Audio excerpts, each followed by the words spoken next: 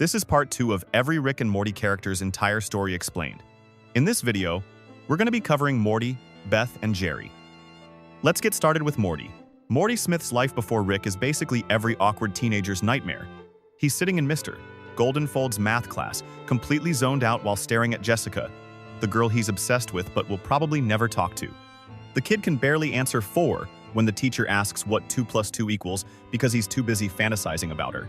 When he does drift off into a daydream, it's this weird mix of innocent crush feelings and teenage hormones that ends with him accidentally groping his math teacher in real life.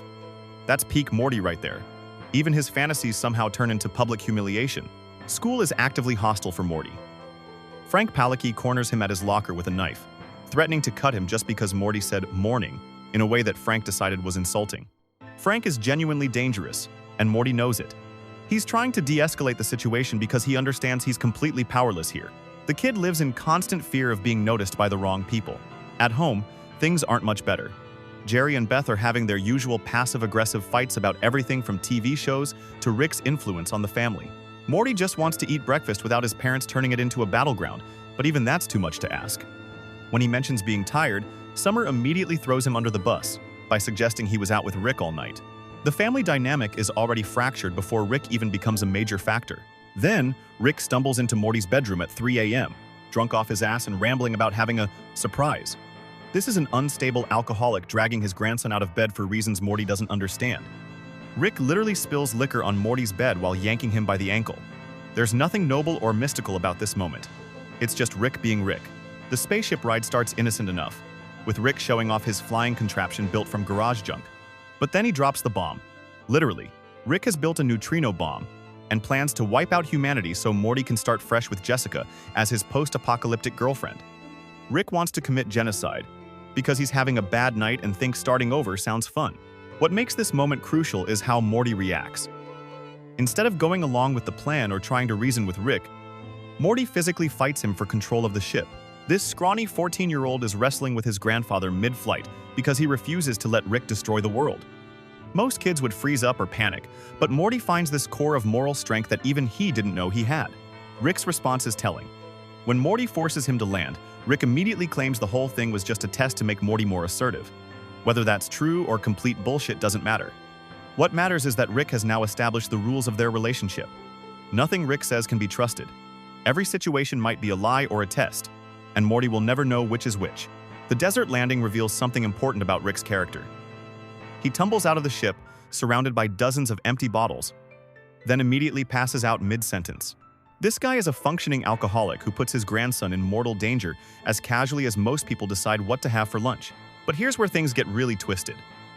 The computer announces that the neutrino bomb is still armed, which means Rick's test explanation might be another lie. Morty is left standing in a desert with a drunk, unconscious grandfather and a weapon of mass destruction that could go off at any moment. This is his introduction to Rick's world: confusion, danger, and the constant possibility that everyone he cares about might die because of Rick's poor decisions. The family breakfast scene afterward shows how completely unprepared everyone is for what Rick brings to their lives. Jerry tries to have a normal conversation about singing competitions while Morty literally falls asleep in his food from exhaustion. When the truth about Morty's nighttime adventures comes out, Jerry and Beth immediately turn it into another fight about parenting and responsibility. Rick's speech about school being worthless is manipulation designed to isolate Morty from other authority figures. By telling the family that traditional education is stupid and Morty is too smart for it, Rick is setting up a situation where he becomes Morty's only source of learning and guidance. It's classic abuser behavior disguised as intellectual superiority. The dimensional portal in the alley represents the point of no return. When Rick opens that gateway to Dimension 35C, he's demonstrating that normal reality no longer applies to their relationship. Physics, logic, and basic safety are all negotiable now. The rules Morty has lived by his entire life suddenly don't matter. Dimension 35C immediately proves how unprepared Morty is for Rick's reality. The place is filled with monsters that want to kill them. The environment is completely alien, and Rick's confidence evaporates the moment real danger appears. When that giant creature shows up, Rick screams and runs just like anyone else would. All his scientific genius doesn't make him brave or reliable when things go wrong. So Rick decides they need to climb this massive tree to get these special seeds he wants. He gives Morty these grappling shoes that are supposed to let you walk on any surface, right? Except he forgets to mention you have to turn them on first. Morty walks right off a cliff and breaks both his legs. Instead of helping immediately, Rick just stands there explaining how easy it was for him because he actually turned his shoes on.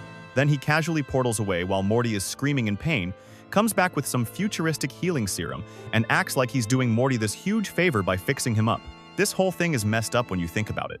Rick could have just told him about the shoes beforehand, but instead he lets Morty get hurt and then swoops in to save the day. Now Morty feels grateful instead of angry, which is exactly what Rick wants. Then comes the really weird part. Rick needs Morty to shove these spiky seeds way up his butt to smuggle them through interdimensional customs. Rick explains that his own rectum is too loose from doing this so many times before. So basically, Rick has been using kids as drug mules for years, and now Morty's the latest victim. The kid doesn't even question it. He just goes along with it because Rick says it's necessary. At customs, everything goes wrong. They get caught, and suddenly Morty's running for his life while Rick hacks into computers. Rick tells Morty to shoot the guards because they're just robots, but then immediately admits they're actually real people after Morty's already killed several of them. So now this 14-year-old has blood on his hands because his grandfather lied to him. They portal back to school and land right in the cafeteria where Jessica is eating lunch. For like 5 seconds, Morty actually looks cool. He just came through a portal and makes this joke about his Ferrari being in the shop. Jessica even asks for his name. But Rick immediately drags him away because Rick's problems always come first. Back home, Jerry and Beth are trying to ship Rick off to a nursing home because they're tired of his influence on Morty. Rick's solution? He uses the fact that those seeds are dissolving in Morty's system to make him temporarily super smart. Suddenly, Morty's rattling off complex math equations and physics formulas. His parents see this and think Rick is actually making their son smarter. But here's the kicker. Rick tells Morty privately that the intelligence boost is fake and temporary. When it wears off, Morty will actually be dumber than before for 3 whole days. As Rick explains this, Morty starts having what looks like a seizure and collapses on the garage floor. Rick just stands over him, excited about all their future adventures together, while Morty is literally writhing in pain from the side effects. The episode ends with Rick rambling about how great their partnership is going to be while Morty suffers on the ground. Rick gets what he wants, a travel companion who's too traumatized and dependent to say no. Morty gets a lifetime of danger, manipulation, and medical emergencies disguised as science adventures. Morty's first adventure leaves him broken, humiliated, and trapped in Rick's chaos. But instead of pulling away, he doubles down and learns that Rick's guidance always brings disaster. Rick Potion 9 is where Morty finally grows a backbone and learns that sometimes getting what you want is the worst thing that can happen to you. This episode shows Morty pushing back against Rick's dismissive attitude, only to discover that Rick's guidance comes with apocalyptic side effects. Morty's feeling braver after that first adventure. But he's still getting humiliated at school. Brad corners him in front of Jessica and basically tells him to stay in his league because he's not good enough for her. Instead of just accepting it like he used to, Morty goes home and actually demands something from Rick for once. This is huge for him. The kid who used to just get dragged along is now actively asking Rick to solve his problems. The timing of this request couldn't be worse. Jerry's having a complete meltdown about his marriage, asking Beth if she still loves him and getting these devastating responses about how loving him is work, like building homeless shelters. Beth's getting called away to work with Davin at the horse hospital, and Jerry's spiraling into jealous paranoia. The whole family is falling apart, and Morty thinks a love potion will fix his problems. The setup is perfect for disaster. Morty wants Jessica to love him. Rick initially refuses because making love potions is beneath him, and Jerry's giving marriage advice like, "I got your mom pregnant so she'd have to marry me." Meanwhile, Rick drops this brutal truth about love just being chemicals that make animals breed before everything falls apart into failed marriages. He's basically telling Morty that romance is pointless, but Morty's too horny and heartbroken to listen. Rick actually tries to be responsible for once by refusing to make the love potion. He knows it's a bad idea, tells Morty it's a waste of his time, and tries to blow him off completely. But Morty's learned from their first adventure that sometimes you need to fight Rick to get what you want. So he refuses to hand over the screwdriver and throws a genuine tantrum until Rick gives in. Here's where Rick becomes the worst mentor ever. Instead of continuing to refuse or explaining why it's dangerous, he caves and makes the potion while being condescending about it. He explains how oxytocin works, makes Morty feel stupid for not knowing what a vole is, and casually mentions there might be side effects if Jessica has the flu. But he only brings up that last part after Morty's already left with the potion. Rick knows Jessica's been sneezing all episode, but he doesn't bother connecting those dots for Morty. The dance scene starts as Morty's dream come true. The flu season dance is this awkward school event. with terrible rap music about flu awareness, and Morty shows up in his suit feeling confident for once. The potion works exactly like Rick promised. Jessica immediately falls in love with him and declares it in front of everyone. For about 30 seconds, Morty gets everything he thought he wanted. Jessica's pulling him close, telling him she loves him so much it burns, and even standing up to Brad when he tries to interfere. Then Jessica sneezes. That tiny detail Rick mentioned becomes a world-ending nightmare. The love virus goes airborne and spreads through the entire school in seconds.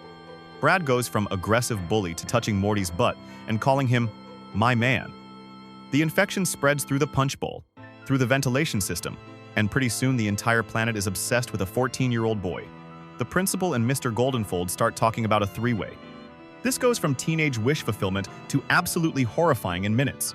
Rick shows up to rescue Morty, but his solution is typically Rick, another untested serum he's pretty sure will work. He mixes praying mantis DNA with flu virus because mantises are the opposite of voles. They mate once, then decapitate their partner. Rick's scientific method is basically throwing random animal DNA together and hoping for the best, which is exactly how they got into this mess in the first place. The antidote makes everything way worse. Instead of curing the love plague, it turns everyone into grotesque Cronenberg monsters that still want to have sex with Morty but now also want to eat him afterward. The entire planet becomes a nightmare of mutated flesh creatures obsessed with a 14-year-old boy.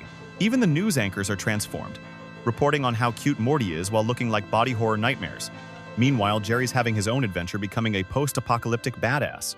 He shows up at the hospital to find Davin transformed into a mantis creature trying to assault Beth, and Jerry beats him to death with a crowbar while making jokes about being Mr. Crowbar. Beth's response is to get turned on by Jerry's newfound confidence and violence. The apocalypse actually improves their marriage because Jerry finally feels useful, and Beth gets to see him as competent. Rick's response to destroying the world is to find a dimension where he fixed the problem but then died shortly after. He forces Morty to help him bury their own corpses and steal their alternate selves' lives. This is Rick's idea of problem solving. Don't fix your mistakes. Just find a reality where someone else fixed them and take over their existence. They're literally grave robbing themselves. The burial scene breaks Morty completely. He's staring at his own mangled corpse while Rick explains this is only the third or fourth time they can pull this trick. Every mistake Rick makes has permanent consequences somewhere in the multiverse. Every adventure potentially destroys entire realities, and Rick's solution is always to just abandon ship and pretend it didn't happen. The casual way Rick talks about this while shoveling dirt over dead bodies is genuinely psychotic. Morty asks what happens to the reality they left behind, and Rick's answer is brutal. Don't think about it. He compares it to asking about a reality where Hitler cured cancer. Some questions don't have good answers, so you just ignore them. Rick is teaching Morty that the consequences of their actions don't matter as long as they can escape to somewhere else. The episode ends with multiple layers of cosmic horror. The Rick and Morty from the destroyed dimension find a world where everyone became Cronenbergs naturally, and they think they ruined their original world by making everyone normal. Meanwhile, the family in the new dimension admits they're finally happy because Rick and Morty disappeared. Beth even says she's ashamed to admit it, but life is better without them. Summer's quoting Jaws while Jerry wonders what happened to Rick and Morty, completely unaware that they're buried in the backyard. This is Morty's real education about what traveling with Rick actually means. Rick's guidance doesn't solve problems. It creates exponentially bigger ones. Fighting Rick is ultimately pointless because he'll manipulate or abandon you to get what he wants anyway. The multiverse is infinite, which means every possible horror exists somewhere, and Rick treats that as permission to create new horrors whenever it's convenient. Sometimes the kindest thing you can do for people you love is disappear from their lives entirely. That's an incredibly dark lesson for any kid to learn, but especially a 14-year-old who just wanted his crush to notice him. Morty sees Rick's guidance ruin everything and bury their lives, but he still pushes forward by trying to lead his own adventure. But before we continue the video, subscribe to our channel. Me Seeks and Destroy is where Morty finally takes charge and demands to lead his own adventure, only to learn that being the hero is way harder than being the sidekick. This episode shows Morty committing to proving himself while facing increasingly dangerous trials that test his ability to handle real leadership. The episode opens with Rick and Morty running from demonic alien spirits possessing clones of his family. When Rick tells Morty to hit the button that will destroy them, Morty hesitates because they look like his parents and sister. Even though Rick explains they're just possessed clones, Morty still struggles with the decision.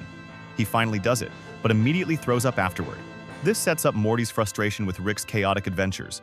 They argue he's tired of traumatic experiences that Rick treats like casual Tuesday mornings.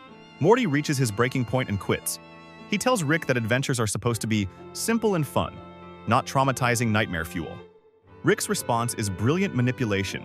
He challenges Morty to lead the next adventure himself, betting that if Morty's adventure sucks and they bail early, Morty loses the right to complain about future adventures. This is Rick's way of shutting Morty up permanently while making it look like he's being fair. But Morty accepts the challenge. This is his moment of commitment. MU. He's crossing the threshold from passive sidekick to active leader. When Rick gets distracted by family problems involving a broken dishwasher, Summer's homework, and Jerry's mayonnaise jar, Morty literally calls Rick a chicken to force him to follow through. Rick gives the family a Me-Seeks box to solve their problems and reluctantly follows Morty on his adventure. The timing couldn't be worse for the family. Rick casually hands them this magical box that spawns blue creatures to complete tasks, warning them to keep requests simple. But nobody listens. Summer asks her Me-Seeks to make her popular at school. Beth wants to become a more complete woman. Jerry thinks he's being smart by asking for golf help, which seems simple until you realize Jerry is so incompetent that even magical beings can't fix him. Morty chooses the most generic fantasy adventure possible, Access CAT, helping poor villagers by stealing treasure from a giant in the clouds. Rick immediately mocks it for being boring, but this is exactly what Morty wants. He's trying to prove that adventures can be straightforward and heroic without psychological trauma. When they arrive at this medieval village, Morty literally stands on a soapbox announcing they're two humble heroes in search of adventure. The first trial happens immediately when they reach the giant's castle. Morty's trying to be sneaky, hiding behind a cookie jar when the giant comes home. The giant starts his fee-fi-fo-fum routine, and Rick sarcastically asks what Morty wants to do as the boss. But then the giant randomly trips and cracks his head open on the table, dying instantly. What should have been a heroic confrontation becomes an accidental murder scene. They get arrested and put on trial for breaking and entering, robbery, and murder. This is Morty's first real test as a leader. How do you handle it when your simple plan goes completely wrong? Rick keeps offering to bail them out with the portal gun, making jokes about giant prison rape. But Morty refuses to give up. He insists this is all part of it, and that adventures are supposed to have conflict. The courtroom scene tests Morty's optimism. The judge tells them he considers them both very guilty before the trial starts. Rick's making prison jokes and pointing out how screwed they are. Then a giant lawyer randomly shows up and gets them released on a technicality about giant rights. Morty feels vindicated, but Rick points out how ridiculous and random it was. Morty's second major trial comes when they have to get down the massive courthouse steps. Each step is as tall as a building. They end up in this weird tavern built into the stairs, full of strange creatures selling things with nonsense names. Rick just wants scotch and starts fights, while Morty tries to embrace the whimsical fantasy atmosphere. The real test happens when Morty goes to the bathroom and encounters Mr. Jellybean. What starts as a friendly conversation quickly turns into attempted sexual assault. Mr. Jellybean tries to rape Morty in the bathroom stall, telling him to stop being such a fucking tease. Morty has to fight for his life, eventually knocking the predator unconscious by slamming a toilet seat on his head repeatedly. Meanwhile, Rick's having a great time singing karaoke and gambling. He's finally enjoying Morty's adventure while Morty's fighting for his life in the bathroom. The contrast is horrifying. Rick's belting out Sweet Home Alabama while Morty's getting traumatized. This completely breaks Morty's spirit. When he comes back, he's traumatized and just wants to go home. He admits Rick was right and calls off the adventure. But Rick sees what happened and decides to help Morty end things positively instead of gloating. He uses his gambling winnings to pay for transportation back to the village, and they give the rest to the villagers. The villagers want to introduce them to their beloved king, LPOD, who turns out to be Mr. Jellybean on a throne, still beaten up from the bathroom fight. Morty panics and asks Rick to portal them out immediately.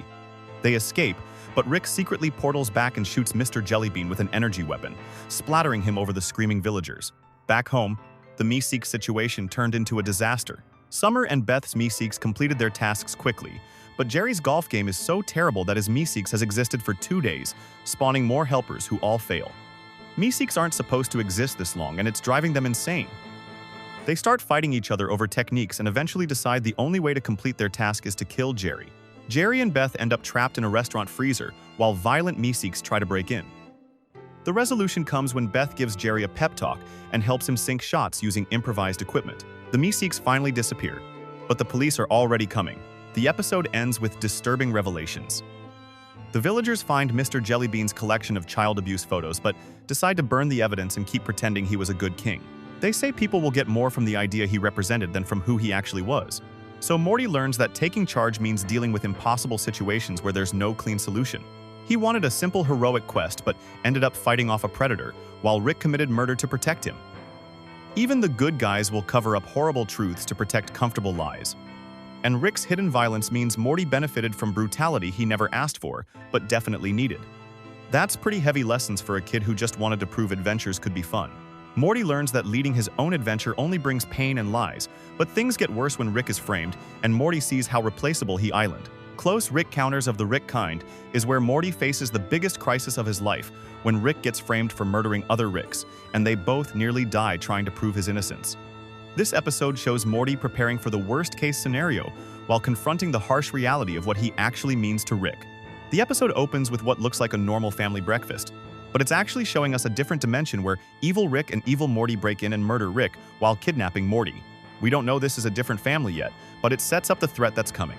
In the real C-137 dimension, the Smith family is celebrating Rick's 1-year anniversary of being back in their lives when 3 armed Ricks portal into their kitchen and arrest Rick for murdering other versions of himself. Rick gets dragged to the Citadel of Ricks, this massive headquarters where thousands of Ricks from different dimensions have formed their own government. The whole place is insane. There are salesmen trying to sell Morty Dazzlers and Morty insurance, plus Rick merchandise everywhere. Rick hates it because he thinks the point of being a Rick is being independent, not joining some bureaucratic club. The Council of Ricks shows Rick evidence of 27 brutally murdered Ricks, and Rick's portal gun history shows he's been to every location where the murders happened. Rick calls it ridiculous and says he's obviously being framed, but the Council doesn't believe him. They sentence Rick to the machine of unspeakable doom that swaps his conscious and unconscious minds while stabbing his balls every 10 seconds. Rick's response is perfect. He just says, "I've heard enough," and immediately breaks free. Rick and Morty escape through a series of crazy dimensions while being chased by other Ricks. They're running through Butt World where everything is made of butts, Pizza Dimension where pizzas order people, Phone Dimension where phones order chairs, and all these weird places. Rick's shooting portals into the walls that release fire, insects, tentacles, and falling pumpkins to slow down their pursuers. They manage to lose them in a dimension full of creatures that just say "doopadoo" over and over. This chase sequence shows how desperate their situation has become. They're fugitives with nowhere safe to go, and Rick keeps making jokes while Morty's terrified they're gonna die. When they finally catch their breath in Chair Dimension, where sofas order phones, Morty tries to have this touching moment about how their relationship must be special to span multiple timelines. That's when Rick drops the bomb about Morty being camouflage. Rick explains that Ricks have very distinct brainwaves because of their genius, and the best way to hide from detection is to stand near someone with complementary brainwaves that cancel theirs out.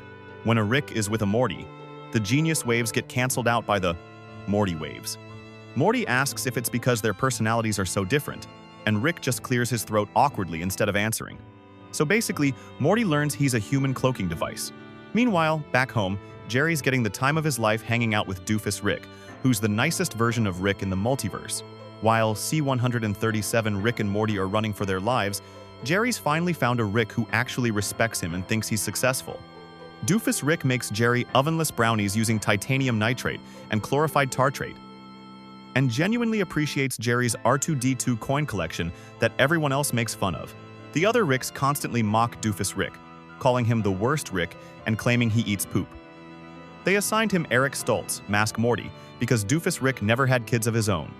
But Jerry sees through their bullying and tells Doofus Rick that the fact he feels bad about their treatment makes him the best Rick of all. Jerry's having the best day of his life, while his son is literally running from interdimensional police.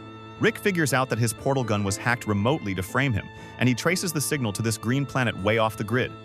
When they get there, they find this horrifying dome covered with hundreds of naked Mortys being tortured constantly by machines that stab their sides. The screaming is constant and awful. Rick explains that one Morty can hide a Rick's brainwaves, but if you get a whole bunch of Mortys in agonizing pain, it creates a pattern that can hide you from other Ricks too. Rick casually mentions he fiddled with a concept like this once, but only on paper, then adds you could accomplish the same result with 5 Mortys and a jumper cable. When Morty stares at him in horror, Rick quickly says he wouldn't actually do that either, but admits it's bad craftsmanship. So even when Rick's trying to distance himself from torture, he's critiquing the technique. They get captured by lobster aliens and brought inside the dome to meet Evil Rick. Evil Rick does this slow clap thing and brags about inventing it in his dimension. When C-137 Rick slow claps back, Evil Rick gets offended and yells, "Hey, that's mine!" Like a little kid whose toy got stolen. The whole confrontation is weirdly petty for such a dangerous situation. Evil Rick separates them, and Evil Morty takes Morty away while acting all sympathetic about how difficult Ricks can be. Evil Morty leads Morty to what looks like a prison full of scared, shivering Mortys. Some of them have formed this weird religion worshipping the one true Morty, and they're handing out pamphlets called the Good Morty. These Mortys have completely given up hope and are just waiting to die. Morty throws the pamphlet away and gives them this speech about how they're not defined by their relationships to Rick and their destiny is their own. The imprisoned Mortys get inspired and decide Morty must be their prophesied leader. One says he's sick of being a human shield and wants to be a gardener. Another wants to write crazy action novels. There's even a hammer Morty who says he's more than just a hammer. While this is happening, Evil Rick has C-137 Rick strapped to an examination table and is downloading his memories. Evil Rick shows Rick a spectrum of all the Ricks in existence, ranking them from most evil to least evil. He points out where they both fall on it, with some super weird Rick at the end. Evil Rick plans to download Rick's brain and then kill him, but he gets confused when Rick's memories show him caring about Morty and actually tears up. Evil Rick can't understand why any Rick would cry over a Morty, calling it pathetic. He says if there's any truth in the universe, it's that Ricks don't care about Mortys. That's when the escaped Mortys break through the door and swarm Evil Rick, tearing him apart while he yells at them to kill him. Morty rescues Rick from the table, and Rick immediately starts making jokes about this not being the time for character development. They shut down the torture dome and free all the Mortys who were being used as a shield.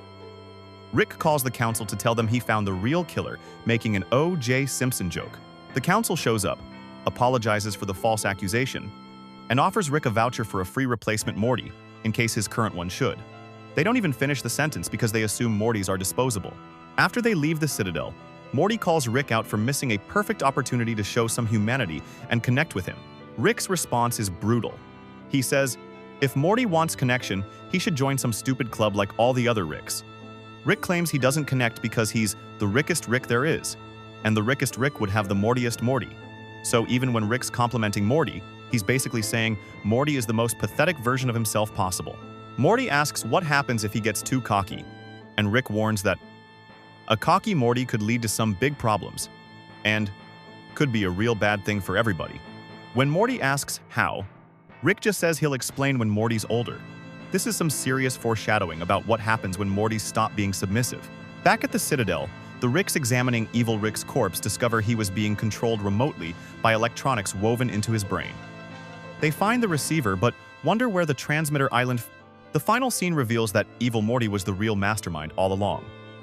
He removes his eye patch, revealing the transmitter underneath, crushes it under his foot, and blends in with the other rescued Mortys. Meanwhile, Jerry and Doofus Rick have to say goodbye.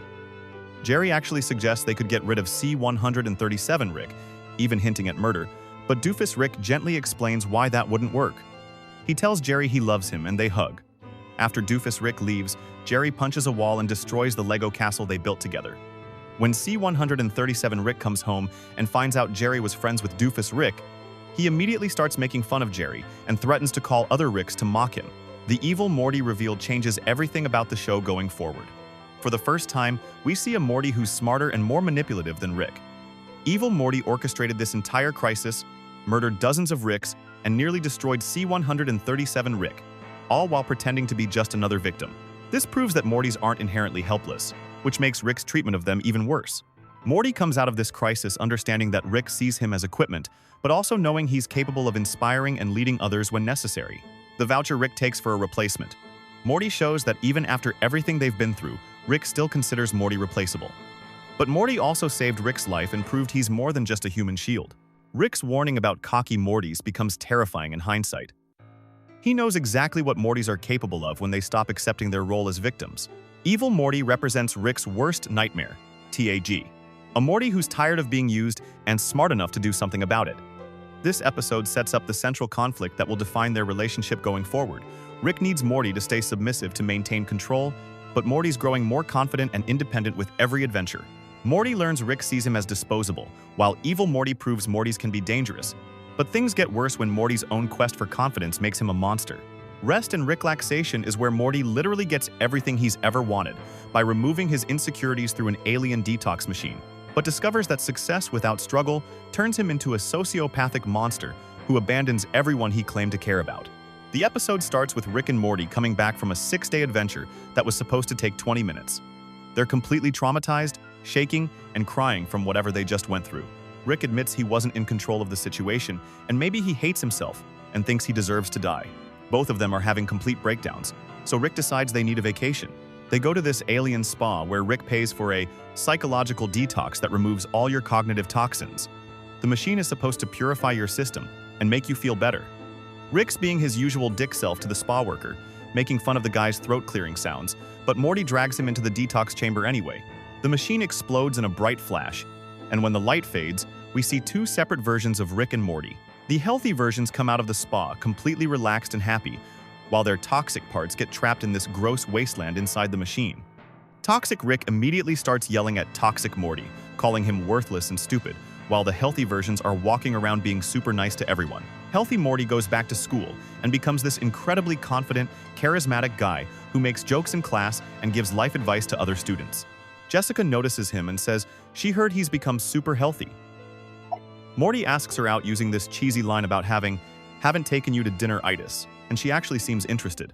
Meanwhile, healthy Rick is being weirdly polite and apologetic to everyone. But then Rick gets a phone call from the toxic versions who are trapped in the detox machine. Toxic Rick is furious and threatening to kill them, while Toxic Morty is whimpering about not liking confrontation. Rick realizes their toxic parts are alive and suffering, and he feels guilty about leaving them trapped.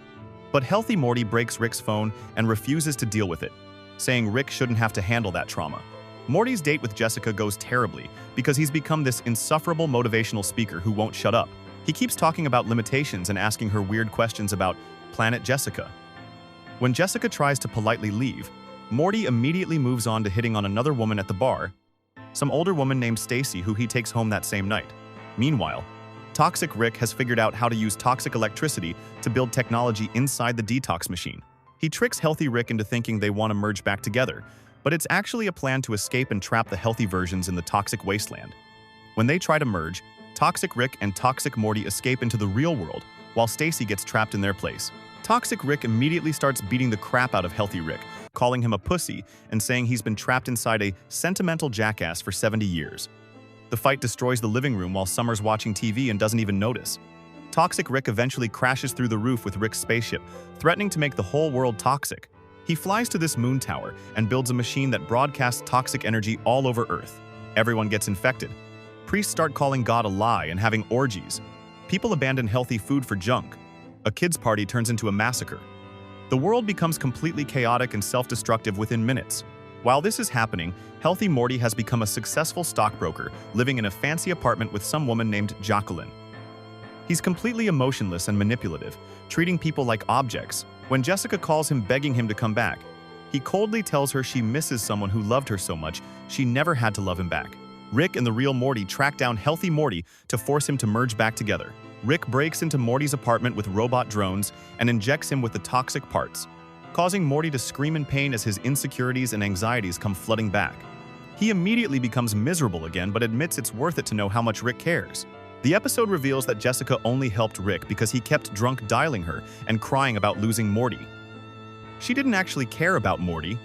She just wanted Rick to stop bothering her. This destroys any illusion that Jessica actually liked the real Morty. To stop Toxic Rick from destroying the world, Rick has to trick him by shooting Toxic Morty with a virus that will kill him unless Toxic Rick merges back. Toxic Rick initially doesn't care, but when he sees Toxic Morty suffering, he can't stand it and agrees to merge. Rick reveals this whole thing was psychological manipulation, ISC. He knew Toxic Rick would save Toxic Morty because that's what Rick would do. After they merge back together, Rick becomes his normal asshole self again and reverses the toxicity beam. The world goes back to normal, but all the damage that was done, the kids who killed each other, the priest who destroyed his congregation, that stuff can't be undone. Morty flies away with his jetpack rather than merge back, but Rick eventually tracks him down and forces him to retoxify. Back at school, Morty is his old anxious self again. Jessica tells him it's good to have you back. But there's this sadness to it because they both know the confident version of him was fake. The episode ends with Rick needing Morty for another adventure, but calling him basically useless by saying a brick could do the same job. The episode shows that Morty's victory of becoming confident and successful was actually a complete disaster. Without his insecurities and anxieties, he became a heartless sociopath who abandoned Jessica the moment she didn't immediately fall for him. His toxic parts included things like his capacity for love and genuine connection to other people. The lesson is brutal. Morty's insecurities and self-doubt are part of what makes him human and capable of caring about others. The confident, healthy Morty was a monster who treated everyone like objects to be used and discarded. Meanwhile, the toxic versions were the ones capable of actual love and sacrifice. This episode basically destroys the entire self-help industry's promise that you can just remove your negative traits and become perfect. Morty learns that his pain and insecurity are inseparable from his ability to love and connect with others. Being healthy, without struggle, just turns you into a psychopath. It's a pretty dark message about how growth requires accepting all parts of yourself, even the uncomfortable ones. Morty learns that stripping away his flaws turns him into a heartless monster. But his darkest trial comes when Rick gives him the power to live without consequences and exposes the true cost of his choices. The Vat of Acid episode is Morty's ultimate test where he gets everything he thinks he wants, a consequence-free life, only to discover he's been murdering alternate versions of himself and must face the worst punishment possible. To learn that real growth requires accepting responsibility for your actions. The episode starts with Rick setting up this elaborate fake acid vat escape plan for a simple deal that goes wrong. Morty calls it a stupid idea, and they get into this massive fight about Rick's inventions versus Morty's suggestions. Morty keeps pushing this idea about a save point device, like in video games, where you can try stuff and then go back if it doesn't work out. Rick calls it unoriginal and says he saw it on Futurama. This fight reveals something deeper. Morty's tired of being the sidekick who never gets his ideas taken seriously. He's constantly pitching Rick concepts that get dismissed, like the helicopter lawn chair or this save point device. Rick treats Morty's creativity like it's worthless while expecting worship for his own genius. The argument escalates until Morty starts using reverse psychology, telling Rick he can't build the device just to provoke him. Rick actually builds the device just to spite Morty and prove he can do anything. He wakes Morty up at 3 a.m., pretending he failed and couldn't make it, acting all vulnerable and ashamed. Rick puts on this whole performance about being a failure and losing his edge, even admitting he might have been too harsh about rejecting Morty's ideas. When Morty tries to comfort him, Rick reveals he actually built the thing and gives it to Morty as a present. The manipulation here is incredible. Rick makes Morty feel guilty for doubting him, then reveals it was all fake just to prove his superiority. Morty's so excited about finally getting validation that he doesn't question how quickly Rick's mood changed or how this whole thing feels like an elaborate setup. Morty immediately starts using the device to live consequence-free. He strips naked in math class, which traumatizes everyone until he resets. He gets more reckless, doing dangerous stunts, fighting drug dealers, basically treating life like a video game where nothing matters. The montage shows him becoming increasingly addicted to the power of being able to undo everything. What's disturbing is how quickly Morty adapts to this lifestyle. He goes from shy, anxious kid to reckless psychopath in a matter of scenes. He's doing suicide by cop scenarios for fun, telling a heroin addict that he doesn't pay for friendship, completely losing any sense of empathy or human connection. The device removes his humanity. The real turning point comes when Morty starts using the device to manipulate Jessica. He resets conversations with her over and over until he gets the perfect responses, basically stalking her through time. At first, she brushes him off like usual, but after countless resets and adjustments, he finally gets her to say she likes who he's found himself to be. She tells him she's looking forward to seeing more of him. But this victory is completely hollow because Jessica isn't actually responding to Morty. She's responding to hundreds of trial runs where he refined his approach like a predator. He's manipulating her responses through repetition and psychological pressure. The confidence she admires isn't real growth. It's artificial boldness from knowing you can undo any mistake. Morty starts getting philosophical about the whole thing, thinking he's learned some deep lesson. He tells Rick that it was fun, but he realized he needs something to build toward, something permanent. He thinks he's discovered that we are who we are because of consequences, and that you can't live without them. Morty believes he's grown and matured from this experience. Then Rick drops the bomb, to us. It was never actually a reset device. Instead of going back in time, Rick was splitting Morty into parallel dimensions and killing the previous version each time. Every reset meant murdering another Morty and taking his place. Rick explains it like the prestige. There was always another Morty in each dimension who had to be solved for. Rick reveals that Morty has killed hundreds of alternate versions of himself, especially during those times he was obsessing over Jessica. Every satisfying moment, every do-over, every consequence-free action came at the cost of another Morty's life. Rick calls him a greedy little junkie and compares him to Jeffrey Dahmer. Rick's hands are clean because he gave Morty a choice at the beginning. He could listen to the scientific explanation of how the device worked, or he could just have fun with it. Morty chose fun over understanding, and now he has to live with being a mass murderer. The immediate aftermath is brutal. Suddenly, there's a whole mob outside: SWAT teams, drug dealers, Me Too activists, the ACLU, the NAACP, Gamergate supporters, even Supreme Court Justice Sonia Sotomayor, Dei, all wanting to arrest or kill Morty for various crimes he committed in different dimensions. All those consequence-free actions had consequences somewhere, and now they're all catching up to him at once. The mob represents every group Morty wronged during his consequence-free spree. He probably committed hate crimes, sexual assault, drug deals gone wrong, and who knows what else. Without consequences to guide his behavior, Morty became capable of any atrocity. Rick offers Morty two choices: either live with the consequences of all those murders, or merge the timelines so only one Morty did everything. But Rick makes it clear this is Morty's decision and his responsibility. When the mob closes in, Morty realizes there's only one way out: the fake acid vat Rick built at the beginning. Morty jumps into the vat, and everyone believes he's dead when the fake bones float up. The mob has this moment of reflection about justice versus vengeance, quoting Shakespeare and getting all philosophical about whether they pushed a kid to suicide. But then one guy doesn't believe it's real acid and tests it with his own ladle, dissolving his hand instantly while screaming that he's acid-proof. After they leave, Rick pulls Morty out of the vat and reveals this isn't even their home dimension, Anti-AT. He didn't want to waste their real reality teaching Morty a lesson. In this dimension, Johnny Carson is still alive.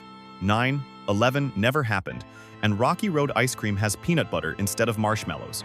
Morty's horrified about the marshmallow thing because that's his favorite part. The episode ends with them watching the acid-proof guy on Johnny Carson's show, getting dunked in real acid while screaming in agony. It's this perfect dark comedy moment that shows how Rick's lessons always end with someone suffering, while Rick finds it entertaining. The episode teaches Morty that trying to avoid consequences just creates worse ones. The device represented everything he thought he wanted: the ability to take risks without paying for them, to manipulate people without guilt, to live without responsibility. But consequence-free living turned him into a monster who murdered hundreds of himself. Morty had to literally face death and experience the weight of being responsible for mass murder to learn that growth requires accepting both success and failure. The fake acid vat that started as Rick's stupid idea became his salvation. By the end, Morty understands that every choice matters, every action has weight, and trying to cheat that system just makes you inhuman. The vat becomes his resurrection. That's not death. What looks like certain death is actually salvation, and Morty emerges knowing that consequences aren't obstacles to happiness, they're what make happiness real. Now let's move on to Beth's story. But before we continue the video, subscribe to our channel. Ricksty Minutes is where Beth's comfortable but boring life as a horse surgeon gets completely destroyed when she discovers what her life could have been, forcing her to face the reality that she gave up her dreams for a family that might not have been worth it. The episode starts with the whole Smith family watching TV together, which shows us Beth's normal world. She's stuck in this suburban routine with Jerry and the kids, making sarcastic comments about reality shows while her dad Rick upgrades their cable to show channels from different dimensions. Beth seems settled into this life of being a wife, mother, and veterinarian, but you can already feel the tension with Jerry about their relationship. Beth's ordinary world is pretty depressing when you really look at it. She's a horse surgeon, which sounds cool until you realize she probably wanted to be a real doctor but settled for animals instead. She's married to Jerry, who's basically a professional disappointment, and she spends her evenings watching crappy reality TV shows about bachelors picking fake wives. This is the life of someone who gave up on her dreams a long time ago. The family dynamic shows how trapped Beth feels. Jerry's making dumb comments about TV shows, Summer's being a typical teenager, and Morty's just trying to survive Rick's chaos. Beth's the one holding this mess together, but she doesn't look happy about it. When Jerry suggests they should criticize Rick's idea of good TV, Beth doesn't really engage. She's just going through the motions of family life. When Rick introduces the interdimensional goggles that let you see alternate versions of yourself, Beth initially hesitates. She asks, "Are we sure we want to do this? Look at our own alternate lives?" This shows she already suspects her life isn't what it could be, but she's scared to confirm it. It's like being afraid to check your bank account when you know you're probably broke. Jerry grabs the goggles first and immediately sees himself living this amazing celebrity lifestyle, doing cocaine with Johnny Depp and being treated like a movie star. This sets up the contrast with Beth's reality. While Jerry's discovering he could have been famous and successful, Beth's about to learn something way more painful. Beth takes her turn and right away sees herself performing surgery on a human instead of a horse. She says, "I'm performing surgery, but not on a horse." On a human, Jerry tries to be supportive, saying, "That's great, Beth, you always wanted to be a real surgeon." But Beth snaps back with, "I am a real surgeon," which shows how defensive she is about her career choice. The fact that Jerry calls human surgery real surgery reveals that even her husband doesn't fully respect what she does for a living. This moment is brutal because it exposes how Beth has been lying to herself about being satisfied with her career. She's been telling herself that horse surgery is just as good as human surgery, but seeing the alternate version forces her to admit she settled for less. It's like finally admitting that your backup plan became your actual life. Beth keeps using the goggles and discovers she's winning a Nobel Prize in one timeline, living this accomplished life she always dreamed of. Meanwhile, Jerry's seeing himself as a lion tamer in movies. And Summer starts noticing that when she exists, life becomes more predictable for everyone. Summer's basically figuring out that having kids limited everyone's possibilities, which is a pretty heavy realization for a teenager. The call to adventure really hits when Beth realizes she's looking at the life she gave up. In the successful timelines, she's brilliant, accomplished, and respected. She's making groundbreaking medical discoveries and saving lives. But in her current reality, she's fixing horses and dealing with Jerry's unemployment. The contrast is devastating.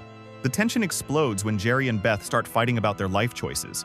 Jerry accuses Beth of thinking, "What if that loser Jerry hadn't talked me out of the abortion?"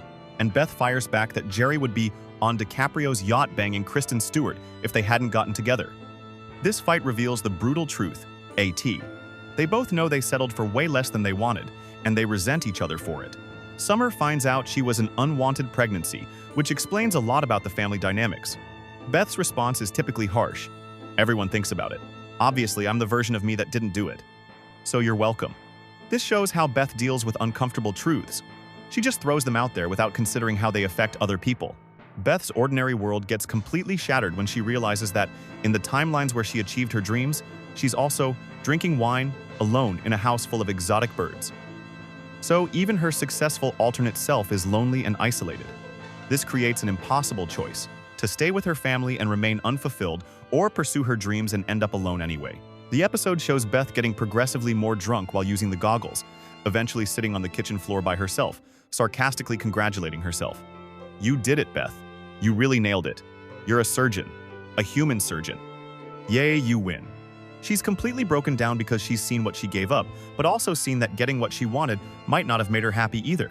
What makes this so crushing is that Beth discovers her call to adventure came and went years ago when she chose to have Summer and stay with Jerry.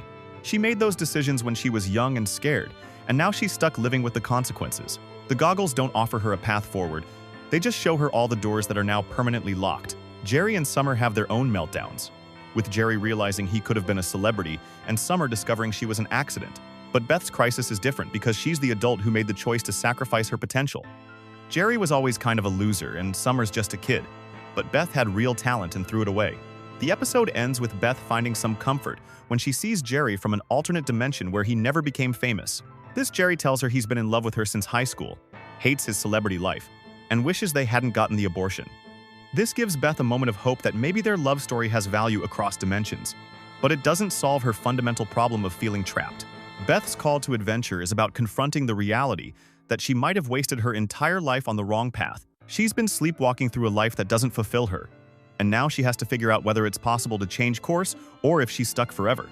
The goggles don't just show her alternate realities, they force her to stop lying to herself about being happy with her choices. Beth's journey starts here with the painful realization that she's been living someone else's life, and she needs to decide whether to keep pretending she's satisfied or finally do something about it. That's way scarier than any monster Rick could show her. Beth realizes she gave up her dreams for a life that feels like a trap, but her denial only explodes further when alien therapy forces her to face just how toxic her marriage really is. Big Trouble in Little Sanchez is where Beth gets dragged to alien couples therapy against her will and discovers that her resistance to examining her relationship problems has created something so toxic that even advanced alien therapists are horrified by what they find. The episode starts with typical Smith family dysfunction at breakfast. Jerry's ignoring everyone while playing on his tablet. The kids are talking about a vampire killing people at school, and Beth and Jerry immediately turn a simple conversation into a passive-aggressive fight. When Jerry accuses Beth of not paying attention to him, she snaps back, "Here we go," right to the victim role. And Jerry fires back asking if he's married to a mean, unfair monster that always hurts me. This is Beth's daily life, constant fighting with Jerry. deflecting any attempt at real communication, and using sarcasm as a weapon to avoid dealing with actual problems. When Rick suggests they need professional help, Beth's first instinct is to resist. She says, "We want to make it work, if we can," but her tone makes it clear she doesn't really believe that's possible. Rick offers them alien couples therapy with a 100% success rate and basically kidnaps them before they can object. Rick is forcing her to confront truths she's been avoiding. Beth resists even getting on the ship, crossing her arms and immediately starting another fight with Jerry about who's more committed to fixing things.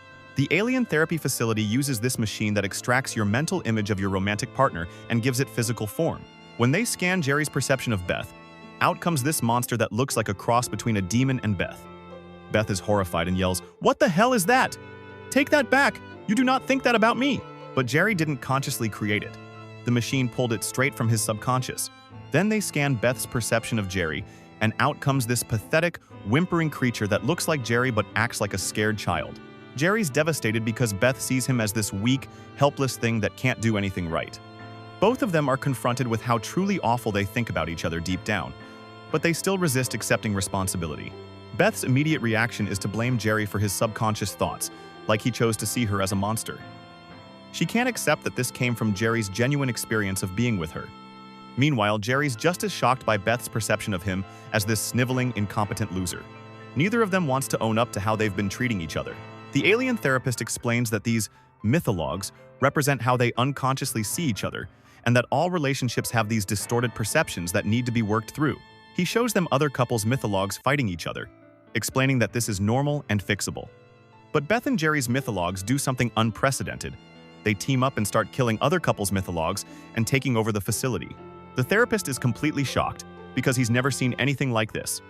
He tells Beth and Jerry they have the single worst marriage I've ever witnessed. It shouldn't exist. You should never, ever, ever have gotten together, and I do not understand how or why you would ever stay together. This is the harsh truth Beth has been avoiding, that her relationship is fundamentally broken. But here's the twisted part. Their mythologues are cooperating because Beth and Jerry are so codependent that even their worst thoughts about each other are designed to keep them together. Jerry's monster Beth is angry and violent, but she's still focused on Jerry. Beth's pathetic Jerry is weak and needy, but he still depends on her completely. They've created this sick dynamic where they need each other precisely because they're so awful to each other. The therapist becomes increasingly desperate as he realizes that normal therapy techniques don't work on them. He's dealing with a relationship that shouldn't exist but somehow does, and the mythologues are becoming more powerful and dangerous. Beth and Jerry cause this chaos just by being themselves. Their dysfunction is so extreme it breaks the therapy system. The real breakthrough happens when Beth gets separated from Jerry and has to survive on her own. She finds Jerry hiding in a tiny space, completely paralyzed by fear, and makes a brutal calculation. She tells him, "I believe that if you hide by yourself, you might survive, and I believe I, by myself, have a shot of getting out of here. But the two of us, together, I don't know." This moment is Beth finally being honest instead of just mean. She's making a practical assessment based on their actual abilities. For once, she's just stating facts, and somehow, that's more helpful than all their years of fighting. Jerry's response shows how much Beth's honesty means to him. Instead of getting defensive or collapsing into self-pity, he actually steps up. When the mythologues threaten Beth, Jerry shows up with a gun and says, "That's it! Beth, it's me, your husband. I'm here to save you." Or, "My name isn't Jerry Smith." For once, Jerry acts like the man Beth wishes he could be.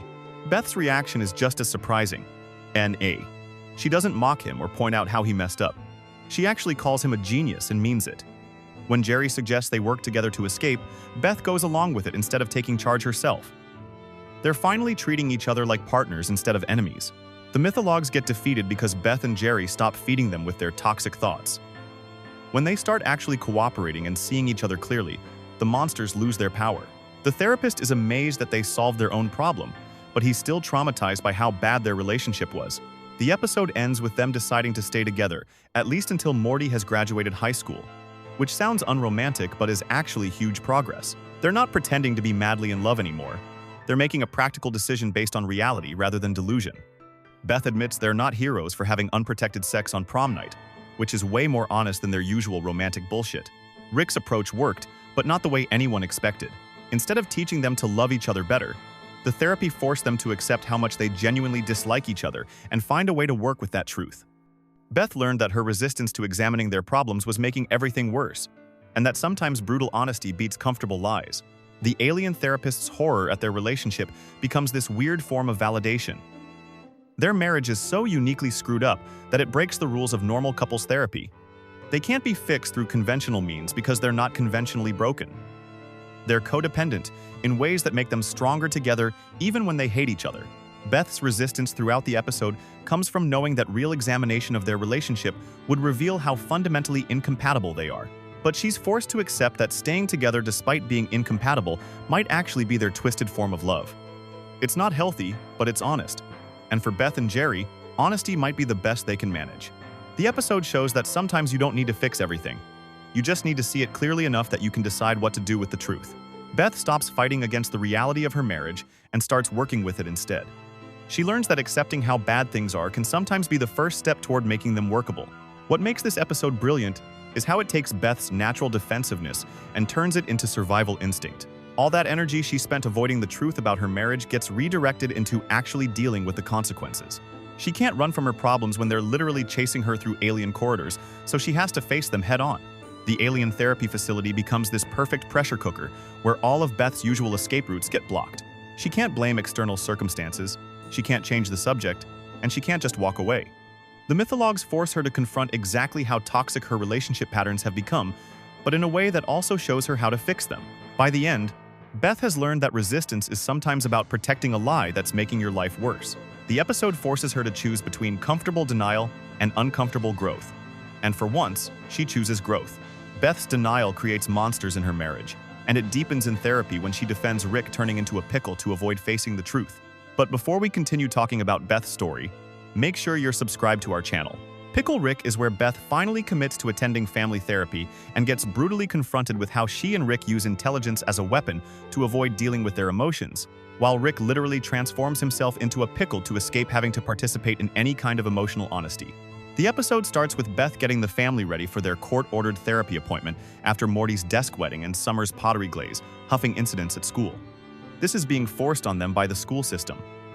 Beth's dressed up in professional clothes, trying to maintain some dignity while dealing with Rick's latest stunt of turning himself into a pickle. When they discover Rick has literally transformed himself into a vegetable to avoid therapy, Beth's immediate response is to defend him. She tells Dr. Wong that Rick got wrapped up in an experiment and describes his work as legit, like on an intergalactic, in sci-fi level. Beth can't even admit to the therapist that her father is actively sabotaging their family therapy when she has to frame it as him being too important and busy to attend. Morty calls out the obvious. That Rick turned himself into a pickle specifically to get out of therapy. Beth immediately shuts him down with, "Morty, mom's talking," which shows how she controls the family narrative to protect Rick from criticism. Even when there's a syringe of mysterious fluid hanging directly over Pickle Rick with a timer set for exactly when they would leave for therapy, Beth takes the syringe and defends Rick's right to avoid getting pierced by a needle full of liquid unrelated to your situation. Beth's commitment to therapy is grudging at best. She treats Dr.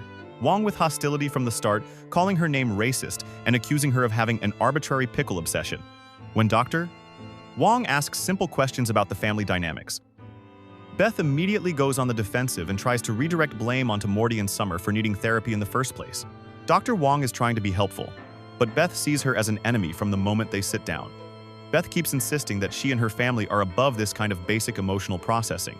She acts like therapy is beneath them because they're too smart and complicated for normal relationship advice. When Dr. Wong suggests that Rick's absence might be connected to deeper family issues, Beth's reaction is pure rage. The early trials come when Dr. Wong starts connecting Rick's absence to the family's deeper problems.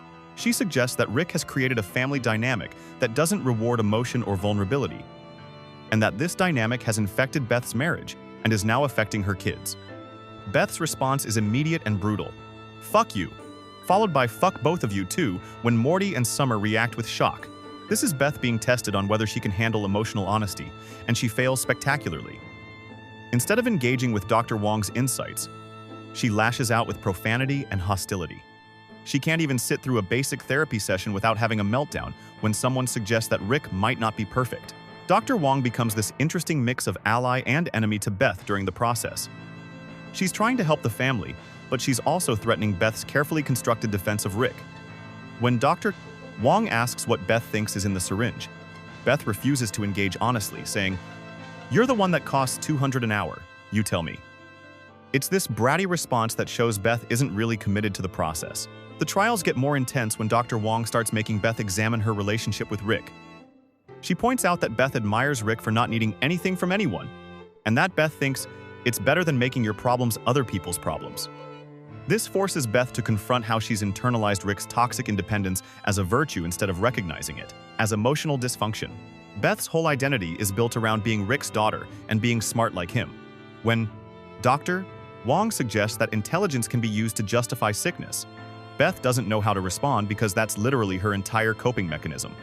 She uses her intelligence to rationalize Rick's behavior, to dismiss other people's concerns, and to avoid dealing with her own emotional problems.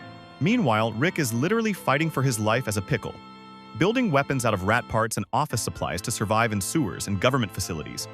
The parallel is obvious.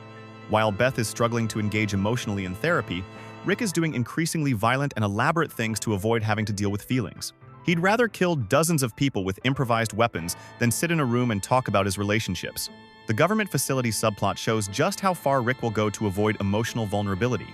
He's covered in blood and filth, fighting through an entire building of armed agents, all because he doesn't want to have a conversation about feelings. It's completely insane when you think about it. He turned himself into a vegetable and went on a killing spree to avoid family therapy. When Rick finally shows up to therapy covered in blood and feces, Dr. Wong delivers the most devastating analysis of their relationship. She tells Rick that everyone in his family, including Beth, uses intelligence to justify sickness. She points out that Rick alternates between seeing his mind as an unstoppable force and an inescapable curse, but refuses to accept that it's actually within his control. Beth's reaction to Dr. Wong's speech is telling. She doesn't defend Rick or argue with the therapist. She just sits there silently while Dr. Wong explains how Rick's enormous mind is literally vegetating by his own hand. For the first time, Beth is forced to see Rick clearly instead of through the filter of hero worship. Dr. Wong is basically calling out both Rick and Beth for being too smart for their own good.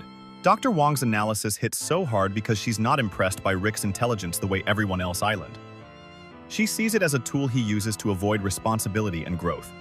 When she talks about how some people would rather die than do the boring work of maintaining relationships, she's talking directly to both Rick and Beth. They're both addicted to drama and chaos because it lets them avoid the mundane work of being emotionally healthy. The immediate aftermath shows Beth still struggling with what she's learned. When Rick apologizes for lying to get out of therapy, Beth immediately minimizes it by saying, "Oh, it's fine." She can't fully accept his apology because that would mean acknowledging how much his behavior hurt the family. She's been trained to dismiss Rick's harmful actions as quirky genius behavior.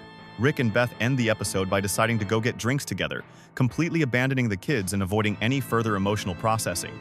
When Morty says he liked Dr. Wong, Beth doesn't respond. She's already moved on to planning where to drink with Rick. This shows that even after being confronted with the truth about their relationship, Beth chooses to enable Rick's avoidance rather than continue the hard work of therapy. Beth's commitment to therapy was always superficial. She attended because she was forced to, defended Rick throughout the process, and immediately reverted to their dysfunctional patterns once the session ended. Her trials consisted of being asked to examine her relationship with Rick honestly, and she mostly failed those tests. She learned some uncomfortable truths, but chose to ignore them in favor of maintaining her special relationship with Rick. Dr. Wong becomes Beth's most important adversary because she refuses to be impressed by Rick's intelligence or Beth's deflections. She forces Beth to confront uncomfortable truths about how intelligence can be used as a weapon to avoid emotional growth. Beth's inability to fully engage with therapy shows how deeply she's internalized Rick's values of toxic independence and emotional avoidance. The episode shows that Beth's journey toward emotional health is always going to be complicated by her relationship with Rick. She can't fully commit to growth because that would mean admitting that Rick is wrong about some fundamental things. Her trials involve choosing between emotional maturity and family loyalty, and she keeps choosing loyalty even when it hurts her kids. What makes this episode so brutal is how it shows Beth getting a clear view of what healthy relationships could look like, and then choosing to reject that possibility. Dr. Wong offers her a different way of thinking about intelligence, relationships, and emotional responsibility, but Beth can't accept it because it would mean giving up her identity as Rick's special daughter. She'd rather stay sick with Rick than get healthy without him. Beth hides behind Rick's genius in therapy and fails every test of honesty. But her denial reaches its peak when Space Beth arrives and forces her into a crisis that shatters her marriage and identity. Bethic Twinstinct is where Beth gets her biggest test yet when Space Beth shows up for Thanksgiving and forces her to confront whether she's been living the right life, leading to a sexual affair with herself that blows up her marriage and makes her question everything about who she really island. The episode starts with Space Beth arriving for Thanksgiving weekend, which immediately puts regular Beth on edge. Space Beth is everything regular Beth gave up. She's got her own spaceship, fancy alien tech, and complete freedom from family responsibilities. Regular Beth tries to play it cool, but you can see she's already comparing herself to this version who chose adventure over family. Right away, there's this weird tension because Space Beth brings gifts and talks casually about her apartment orbiting Earth. She's living the life Beth always dreamed about while Beth is stuck dealing with Jerry's suicide threats at dinner. Jerry literally says he'd kill himself if Beth left him, which is fucked up but also typical Jerry behavior. Beth has to sit there and smile while her husband talks about blending himself to death in their bathtub. The two Beths start bonding over basic stuff like back massages and shared preferences. They discover they have identical taste in everything. Favorite Culkin brother, favorite Britney song, same hangover cure, but there's this underlying current because they made totally different life choices. Space Beth chose freedom and adventure, while regular Beth chose marriage and kids. When they go to get ice cream together, they forget to actually get any and just spend time together in space. Beth lies to her family about where they went, which Rick immediately calls out. He warns her that lies pile up like credit card debt and that she needs to stay liquid. Rick knows exactly what's happening, because he's seen this kind of thing before with other versions of himself. Rick's warning is classic Rick. He's just giving practical advice about how to manage chaos.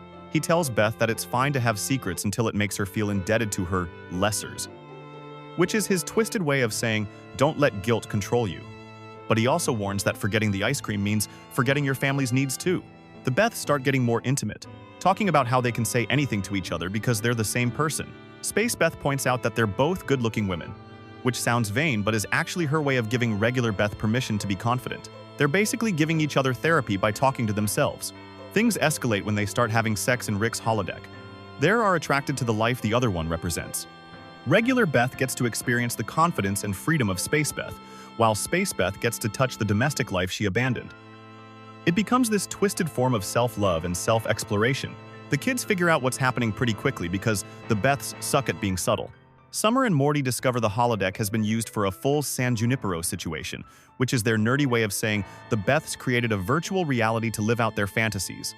Rick is disgusted but not surprised, telling them they should at least be better at keeping secrets.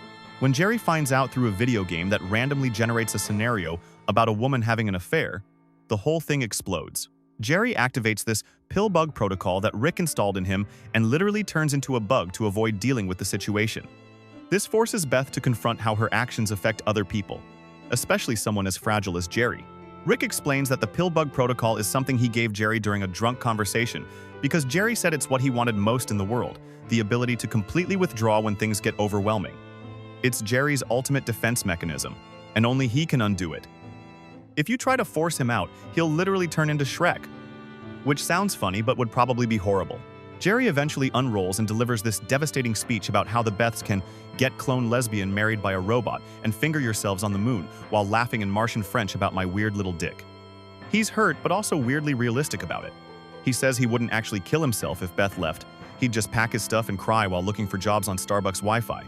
But then the situation gets even weirder when Jerry decides to permit their relationship, which turns him on in this sick way. The whole family ends up in this twisted sexual dynamic where Jerry gets off on being humiliated by Beth's affair with herself. Regular Beth is freaked out by how hot this makes her, while Space Beth is into humiliating Jerry for being a pervert. The kids are traumatized by having to witness this family meltdown during Thanksgiving dinner. Summer and Morty just want to play video games and eat ice cream, but instead, they're watching their parents have a psychological breakdown involving clones and sexual exhibitionism. Rick makes jokes about it but clearly wants to escape the situation. Space Beth starts defending their relationship aggressively, telling the family to fuck off and threatening them with predator weapons. She represents everything regular Beth wishes she could be: confident, sexually liberated, and willing to tell people to go to hell. But regular Beth realizes that Space Beth's approach would destroy what's left of her family. The crisis reveals that Beth can't have both lives. She can't be the domestic mom and the space adventurer at the same time. The affair with Space Beth was really about her trying to integrate these two sides of herself, but it just made everything worse. She's forced to choose between fantasy fulfillment and family responsibility, What makes this crisis so brutal is that Beth gets exactly what she thought she wanted, a chance to be with the version of herself who made different choices, and discovers it doesn't solve her problems. If anything, it makes them worse by showing her that even her fantasy life comes with costs and complications. The episode ends with Space Beth leaving, and everyone trying to pretend things are normal, but nothing will ever be the same. Beth has experienced her alternate life physically and emotionally, and now has to live with knowing she chose the harder path. The crisis forces her to accept that there's no perfect version of her life, just different versions with different trade-offs. Jerry goes to Jellybean at the end, which is this daycare for Jerrys from different dimensions. But he gets turned away because apparently some Jerrys come there to touch other Jerrys, and they don't allow solo visitors. It's this pathetic ending, where Jerry can't even escape to a place designed specifically for people like him. The whole episode shows how Beth's preparation for this crisis involved years of wondering, what if, and resenting her choices. But when she actually gets to experience the alternative, she learns that her problems aren't really about her circumstances, they're about her inability to accept any life fully without wondering about the alternatives. The crisis doesn't solve anything, it just makes her more aware of what she's stuck with. Beth's fling with her other self shows she can't have both lives, but her struggle grows when she starts doubting if she's real and turns to Jerry for answers. The Rick and Morty date is where Beth finally gets some clarity about who she really is and makes peace with her choices. But she also has to deal with the messy reality of Jerry coming back into her life and the family trying to pretend everything can go back to normal after all the chaos they've been through. The episode starts with Rick and Morty getting into a petty fight with the president over a selfie, which sounds stupid but becomes this massive ego battle that destroys the White House. While Rick is literally fighting the most powerful man in the world over something trivial, Beth is having her own crisis about whether she's real or just a clone that Rick made to replace the real Beth who left the family. Beth calls Rick while he's in the middle of his fight with the president and asks him straight up, "Am I the clone?" This is Beth's victory moment. She's finally asking the hard questions instead of just accepting whatever Rick tells her. She wants to know if the real Beth chose to leave, and she's just a replacement with fake memories. Rick tells her she's not a clone, but then Beth asks the follow-up question, "If I were a clone, would you tell me?" This shows how much Beth has grown. She's thinking strategically about Rick's answers instead of just believing whatever he says. She knows Rick would lie to a clone to keep her functional, so his denial doesn't actually prove anything. Rick gives her this cryptic answer about how smart people stop recognizing themselves when they get happy, which is his way of saying she's overthinking things.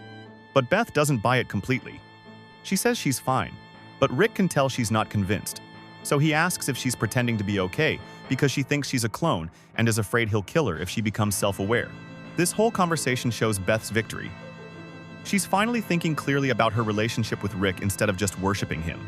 She's questioning his motives, considering his patterns of behavior, and trying to figure out what's real.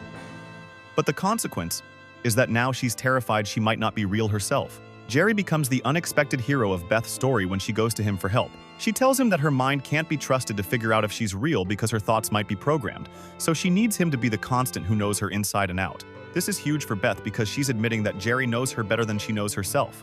Jerry does this sweet thing, where he reminds her of their first kiss at a symphony concert. He tells her about how his hands were sweaty and he had a Snickers wrapper stuck to his palm. But he kissed her anyway during the scene from Volcano, where a guy melts in lava. Beth remembers hating that night, but now she realizes how lucky she was to be loved by someone so honest and simple. This memory test proves to Beth that she's real because a clone wouldn't have those authentic feelings about the past. But more importantly, it makes her realize that Jerry's love for her has always been genuine, even when she treated him like garbage. The consequence of this victory is that Beth falls in love with Jerry again, but she knows she's a different person now. Beth tells Jerry, "This isn't the woman you married, because this woman loves you." She's acknowledging that the old Beth was too messed up to appreciate what she had, but the new Beth, whether she's real or a clone, can see Jerry's value. Jerry's response is perfect. "Vive la différence," which means long live the difference in French. He's saying he likes this new version of Beth better. Meanwhile, Rick's fight with the president becomes this ridiculous battle where Rick basically takes over the White House and beats up Secret Service agents just to prove he can. When the president finally gives in and agrees to the selfie, Morty has already left with Rick's portal gun because he's sick of their stupid power struggle.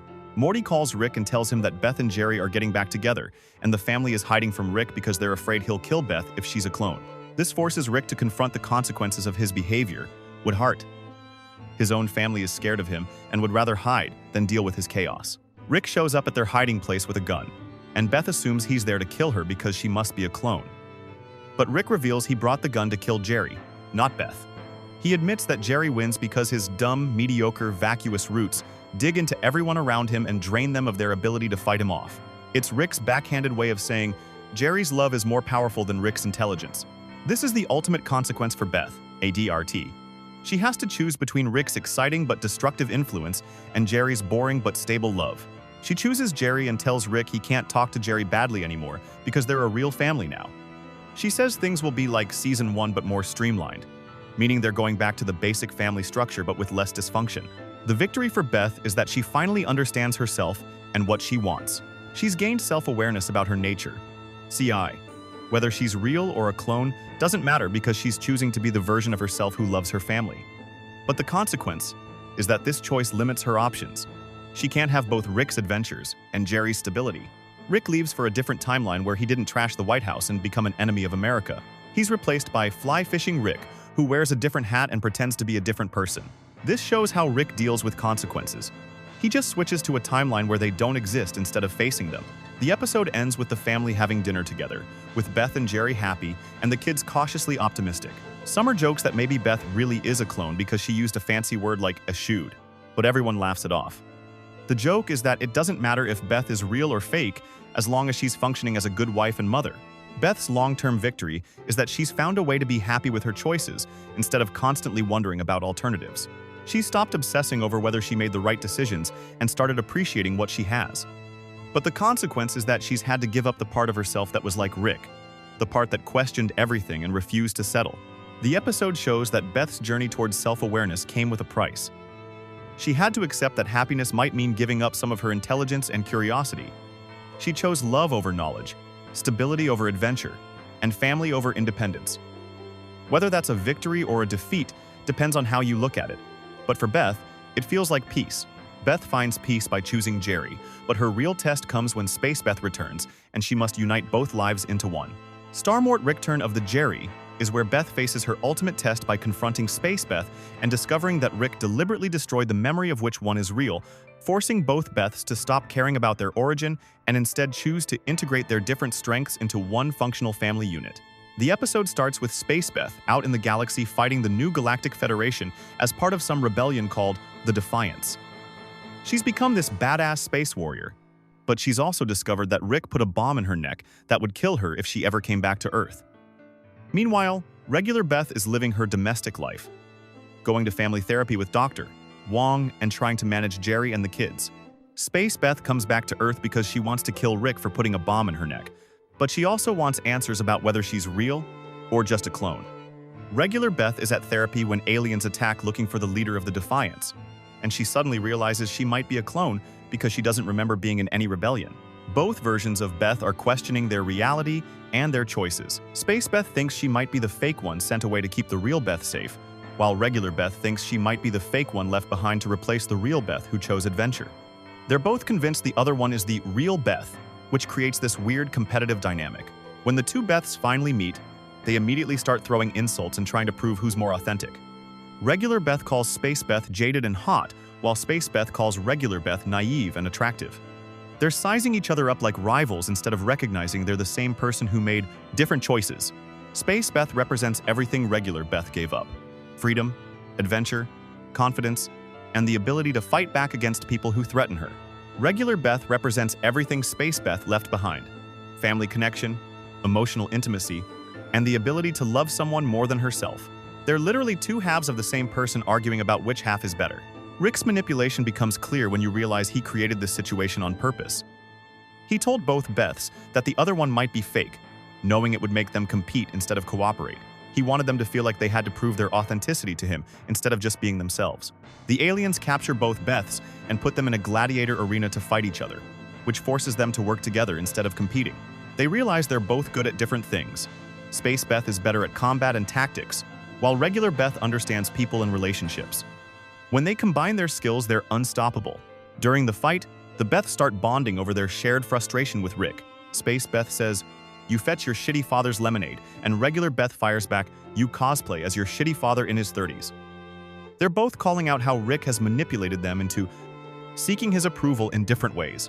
Rick shows up to rescue them and reveals that he's been lying to both of them about who's real. He has a vial containing the memory of which Beth is the clone, but when the Beths demand to see it, Rick admits he destroyed that memory on purpose. He literally doesn't know which one is real because he didn't want to treat them differently. This revelation is actually Rick's most honest moment in the entire show. He admits, "Holy shit, I'm a terrible father," when he realizes what he's done. By destroying the memory, he forced both Beths to exist in uncertainty, which kept them both dependent on him for validation.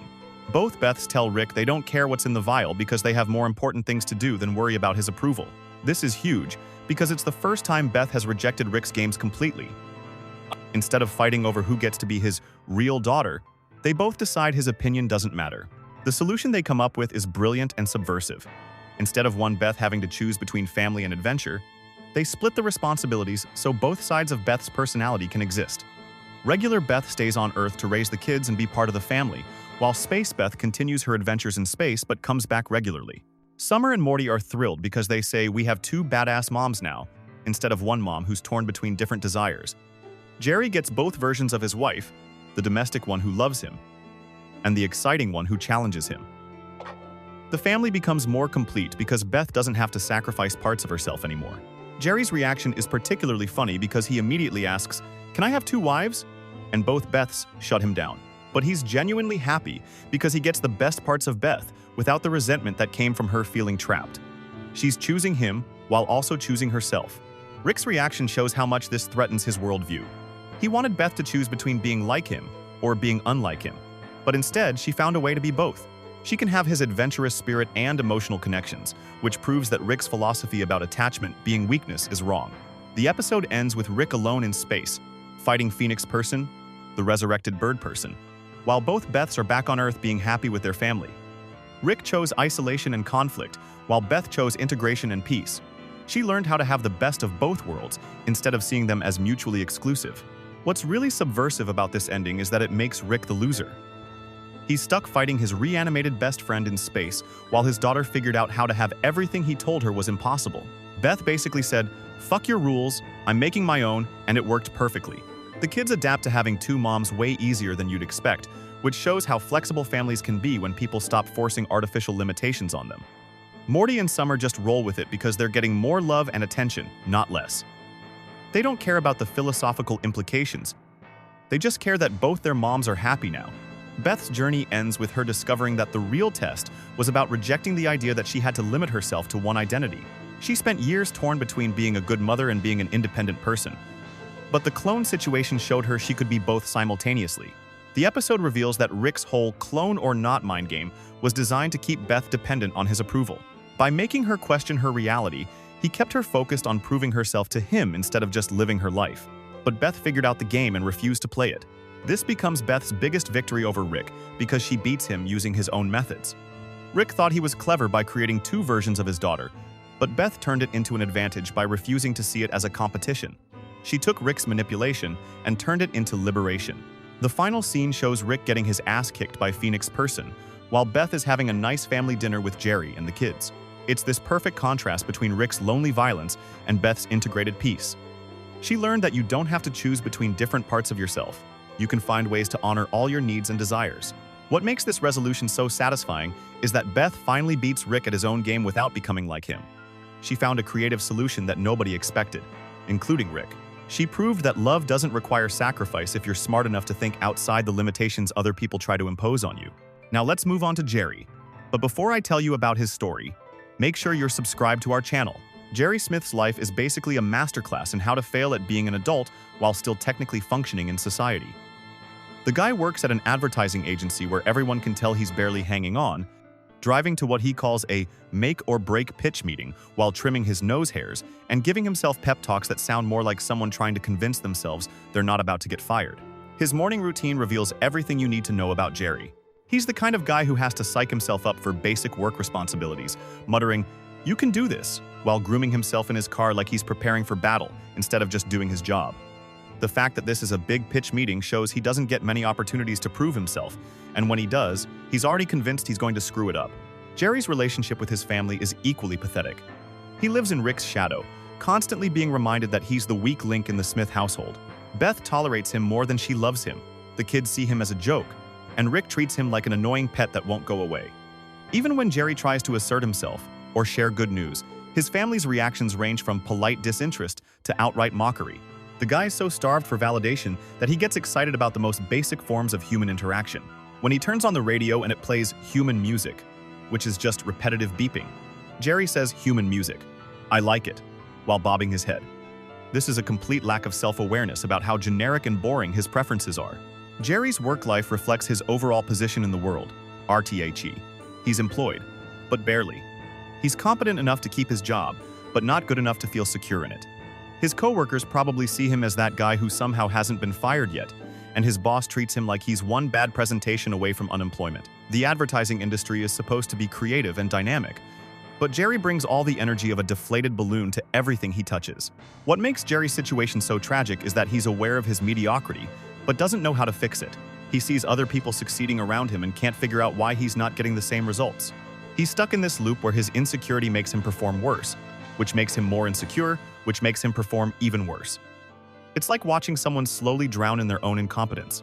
The advertising world should be perfect for Jerry because it's all about selling fantasies and making people believe in things that aren't real. But even in a field that rewards creative bullshit, Jerry can't compete because his ideas are too bland and obvious.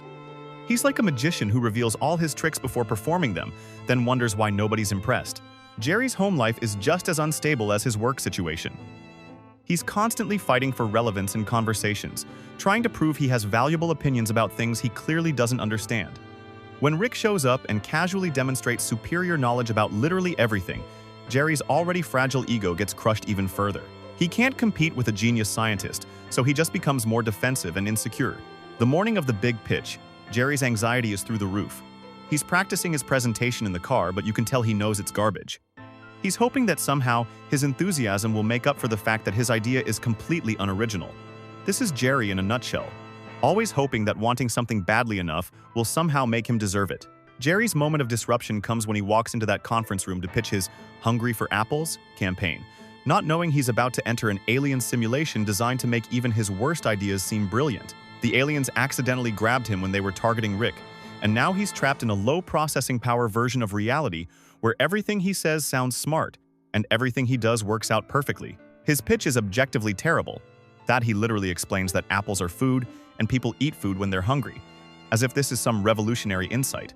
In the real world, this would get him laughed out of the room and probably fired on the spot. But in the simulation, the clients respond like he just solved world hunger, because they're programmed to say yes to whatever he suggests. The presentation itself is painful to watch.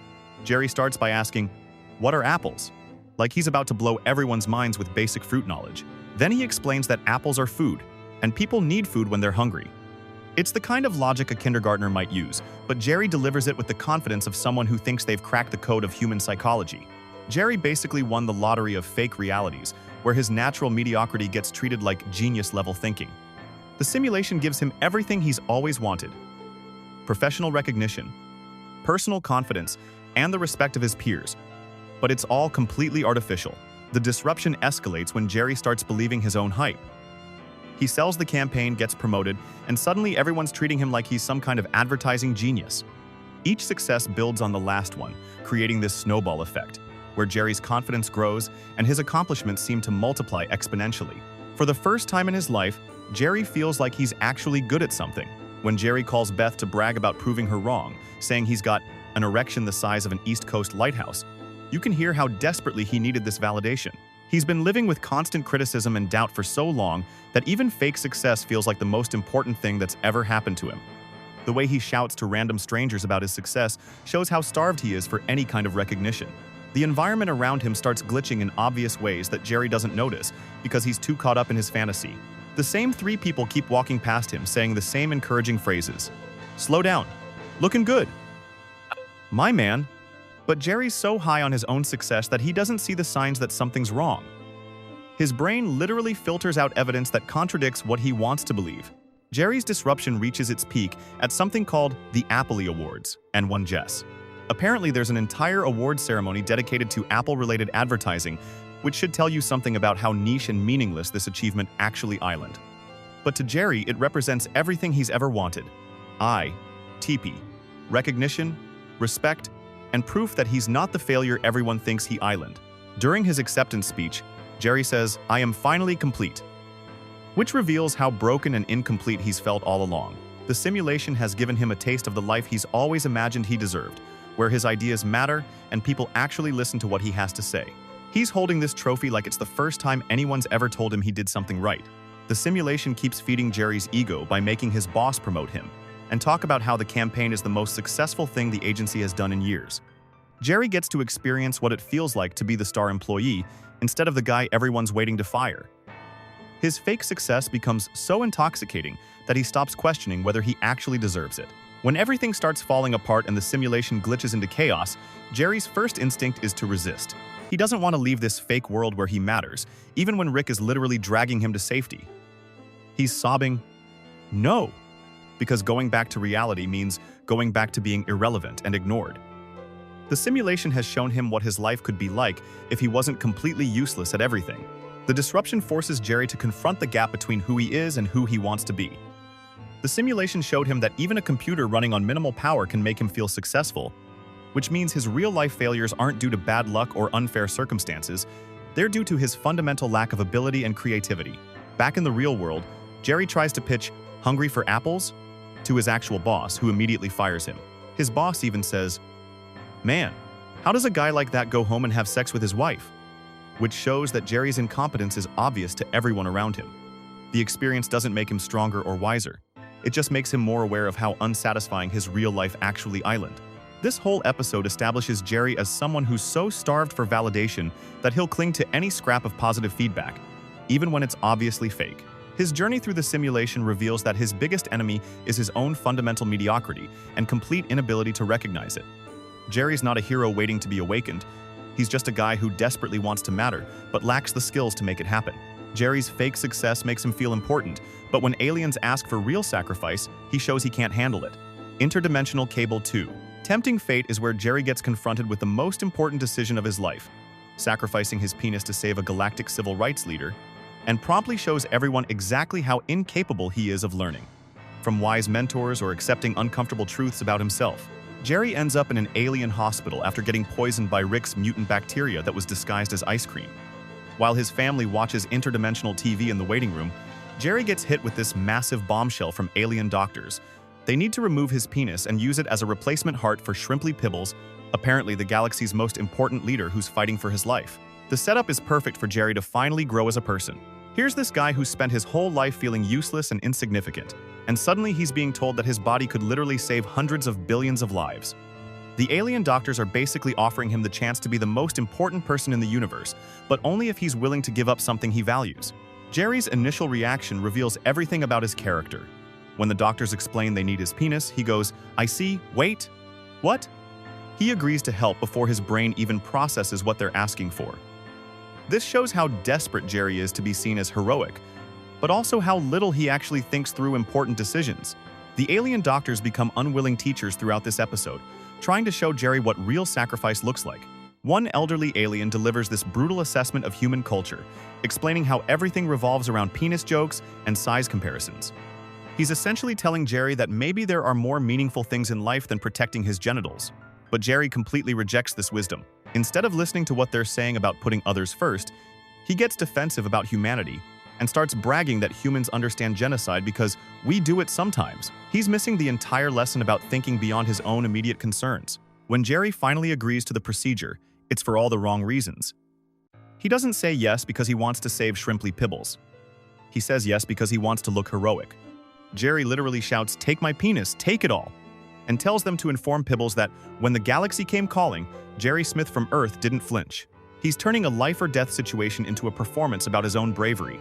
The doctors try to prepare Jerry by giving him some private time with alien porn and a towel, which is their way of letting him have one final moment with his penis. But Jerry uses this alone time to snoop through Pibbles' medical records instead of reflecting on his choice. He's still looking for an escape route rather than accepting his decision. Beth becomes another source of uncomfortable guidance when Jerry has to get her approval for the surgery. Jerry confidently tells the doctors that Beth will be automatically on board, always, with every decision I make, which shows how delusional he is about their relationship. When Beth finds out what's happening, she's obviously horrified. But then something weird happens that exposes both Jerry and Beth's true priorities. When Beth starts looking through the catalog of prosthetic replacements, she gets visibly interested in the upgrade possibilities. Jerry notices this and gets angry, insisting that love should come first. But Beth starts talking about sexist overtones and suggesting Jerry should just admit he wants to keep his penis. This conversation becomes this twisted dance where both of them are trying to manipulate each other while pretending to be supportive. Jerry keeps saying things like, "What kind of man would say he wants to keep his penis if the universe needs it?" While Beth responds with, "What kind of wife would I be if I stood in your way?" Neither of them is being honest about what they actually want. Jerry gets another chance to learn about integrity when he discovers Pibbles has a heroin addiction and thinks he's found his escape route. He tries to use this information to discredit Pibbles at a press conference, which shows he still doesn't understand what he's supposed to be learning from this experience. The reporters immediately shut down Jerry's attempt to weasel out by explaining that heroin makes up 10% of the atmosphere on Pibbles' home planet, and he only needs it because his world was destroyed by death squads. They're teaching Jerry that you can't judge someone's worth based on incomplete information, but he's not interested in the lesson. The press conference becomes humiliating when Jerry's selfishness gets exposed in front of the entire galaxy. The crowd starts booing because they can see right through his attempt to find a loophole. This is the universe trying to teach Jerry about the consequences of selfish behavior, but he's too focused on his embarrassment to learn anything. Jerry gets one final opportunity to understand selflessness when other aliens donate money for a synthetic heart that would work even better than his penis. Instead of being grateful or relieved, Jerry gets angry and says, "That was an option the whole time? You guys suck." He completely misses that this beautiful example of collective problem solving. The synthetic heart reveal is actually the aliens' final lesson about how communities can work together to find better solutions than individual sacrifice. But Jerry can't appreciate this because he's too busy feeling tricked and embarrassed. He wanted to be the hero who saved everyone, not just one person who contributed to a group effort. Jerry's meltdown reaches its peak when he decides that being hated by aliens is worse than potentially dying. He storms into the operating room with what he thinks is a weapon, demanding that doctors remove his penis even though they don't need it anymore. The weapon turns out to be a sex toy from Beth's catalog, which makes the whole scene pathetic instead of heroic. When Jerry pulls down his pants and screams, "I'm a good person," while running toward Pibbles, it's the most Jerry thing imaginable. He's literally trying to force his unwanted penis onto someone while claiming it's about being good rather than his own ego. Summer has to close her eyes because her dad is having a naked breakdown in a medical facility. Security guards shoot Jerry full of holes, which is the ultimate consequence of ignoring every piece of wisdom he was offered. He nearly died because he couldn't handle being unpopular with strangers, which shows how his need for validation can literally be life-threatening. Beth delivers the most honest guidance Jerry receives in the entire episode when she tells him, "You can't make people like you. You just have to wait for them to get bored of hating you." This is probably the most useful advice about his core problem, coming from someone who knows him well enough to understand his fundamental issues. But even this wisdom bounces off Jerry because he immediately suggests going to the zoo with his family, which everyone rejects as stupid. He can't accept good advice from his own wife because he's too focused on manufacturing positive experiences rather than addressing his real problems. Jerry's journey through this episode demonstrates his complete inability to accept guidance about sacrifice, meaning, or personal growth. Every mentor figure he encounters, alien doctors, reporters, even Beth, tries to teach him something valuable. But Jerry resists all of it because he's more concerned with his image than with actually becoming a better person.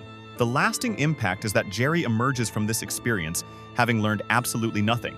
He had multiple opportunities to understand genuine sacrifice, the value of thinking beyond himself, and what it means to be part of something larger. Instead, he came out with the same attention-seeking personality he started with, just with a few more bullet scars and an even clearer demonstration of how far he'll go to avoid looking bad. Jerry learns nothing from the hospital ordeal, but his real test comes when he betrays Rick at Birdperson's wedding. The wedding squanchers is where Jerry finally commits to challenging Rick's place in the family and faces the devastating consequences when his decision to turn Rick into the Galactic Federation destroys everything he was trying to protect.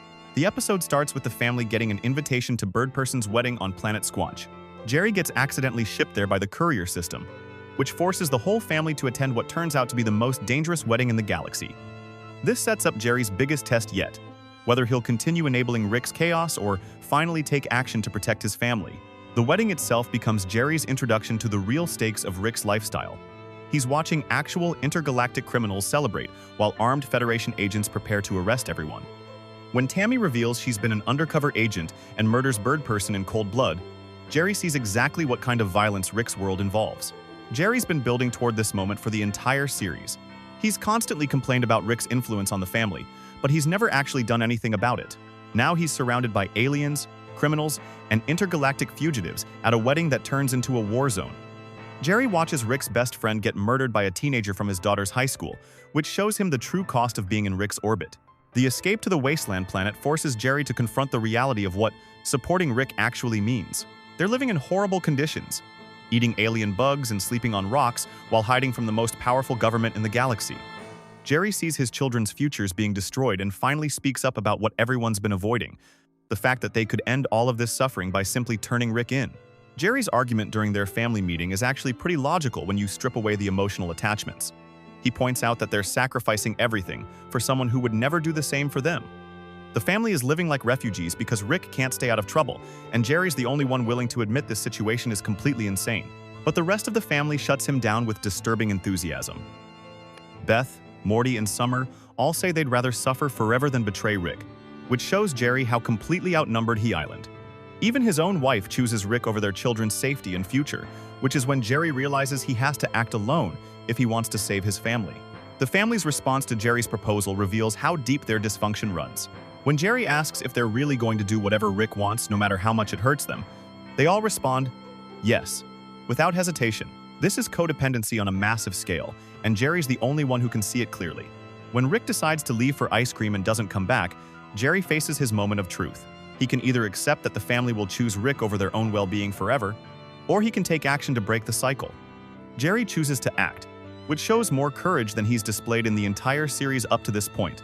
Jerry's phone call to the Galactic Federation shows him trying to be strategic for once in his life. He negotiates for his family's safety and gets specific assurances that they'll be left alone if Rick is captured.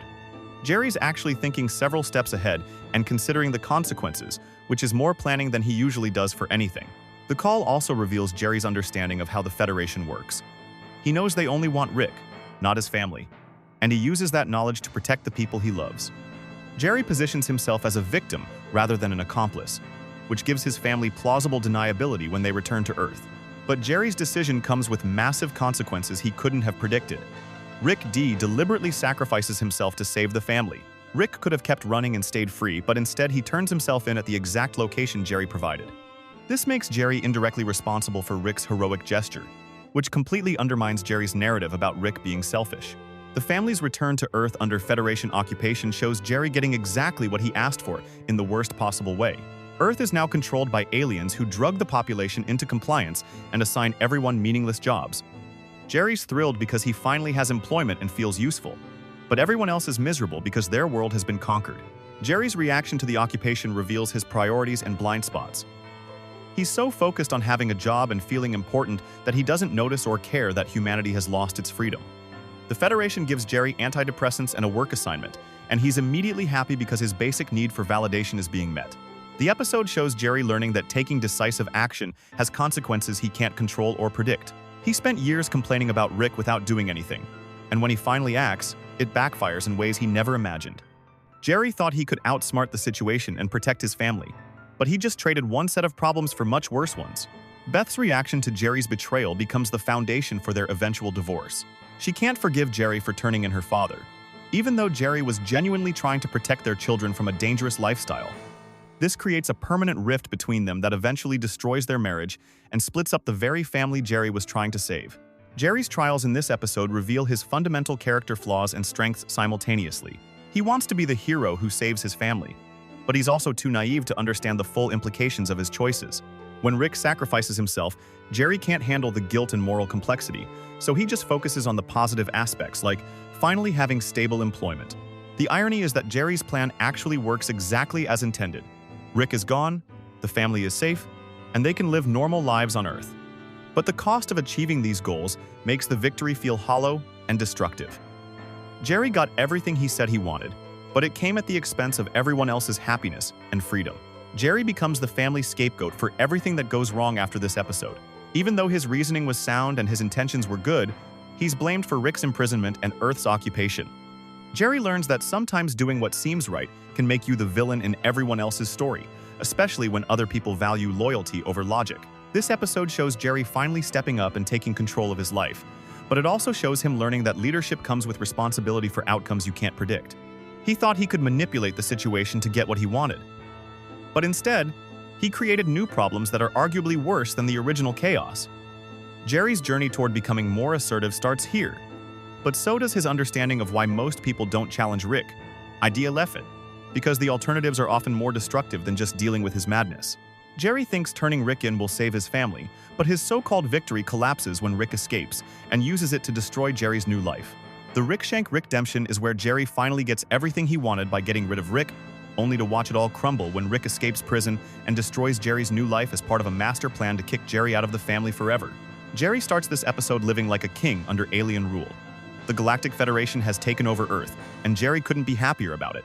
He's got a fancy job he doesn't understand, gets paid in happy pills, and has a robot butler named Conroy waiting on the family. Jerry keeps bragging that this is the best thing that's ever happened to this family because he finally feels successful. The aliens turned Earth into this weird place where everyone gets drugged and given pointless jobs, but Jerry loves it. He's making what he calls a six-chewable figure income and doesn't even know what his work involves. For Jerry, this is perfect because he can just make up his own rules, and nobody questions him. But Jerry's paradise has problems he refuses to see. Summer keeps talking about how Rick wouldn't put up with this situation, which makes Beth angry because she feels abandoned.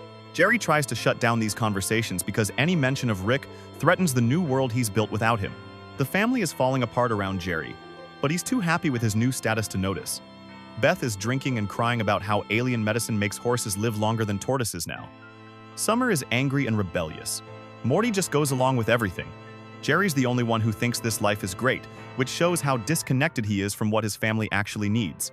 Jerry's world starts collapsing when Summer decides to rescue Rick from prison. She finds some of Rick's old equipment and accidentally activates it, which brings government agents to the house. Jerry watches his perfect suburban life get invaded by armed aliens who want to arrest his family. While Summer and Morty are getting chased around by Federation agents, Jerry's just trying to keep his comfortable life intact. He doesn't want to help rescue Rick, because that would mean admitting that turning Rick in was wrong. Jerry's more concerned about protecting his new job than protecting his kids. Meanwhile, Rick is in prison getting his brain scanned by aliens who want to steal his portal gun technology. But Rick's way smarter than they are, and he tricks them into downloading a virus instead of his real memories. Rick takes control of the brain scanner and starts jumping between different alien bodies to escape. Jerry has no idea that Rick is already free and planning something big. Jerry's just worried about his family causing trouble that might affect his standing with the Federation. When Summer and Morty disappear through a portal, Jerry's more annoyed than scared because it threatens his peaceful new life. Rick systematically destroys the entire Galactic Federation government. Rick hacks into their computer system and changes their currency value from 1 to 0, which crashes their whole economy instantly. Every alien in the galaxy suddenly has worthless money. Jerry watches in horror as his perfect world falls apart in real time. The alien agents who gave him his job start fighting each other over basic stuff like jackets and pants.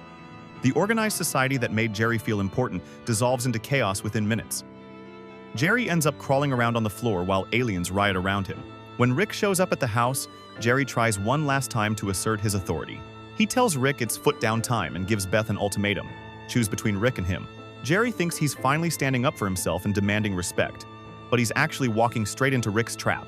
Beth chooses Rick without even thinking about it. She tells Jerry he's going to spend some time divorced and that's the end of their marriage. Jerry gets kicked out of his own house while Rick moves back into the garage like he never left. Jerry's ultimatum backfires completely. The worst part comes when Rick explains to Morty that everything was planned from the beginning. Rick turned himself in on purpose because he knew they'd interrogate him at a facility with access to government computers. Rick used that access to crash the Federation and create chaos that would make Beth grateful to have him back. Rick reveals that he only rescued Morty and Summer because Beth wouldn't accept him back without them. The whole rescue mission was just part of his plan to replace Jerry as head of the family. Rick literally says he's now the de facto patriarch of your family and your universe and that Jerry is gone forever. Jerry's crisis is realizing he was completely outsmarted by someone planning his downfall from a prison cell. Every choice Jerry made, from calling the Federation to building a new life under their rule, played right into Rick's hands. Jerry thought he was being smart by working with the authorities and using the system to solve his Rick problem. But Rick was playing a completely different game, thinking 10 steps ahead while Jerry was just reacting to immediate situations. Jerry got outmaneuvered so badly that his own victory became the setup for his defeat. The immediate aftermath shows Jerry's total powerlessness.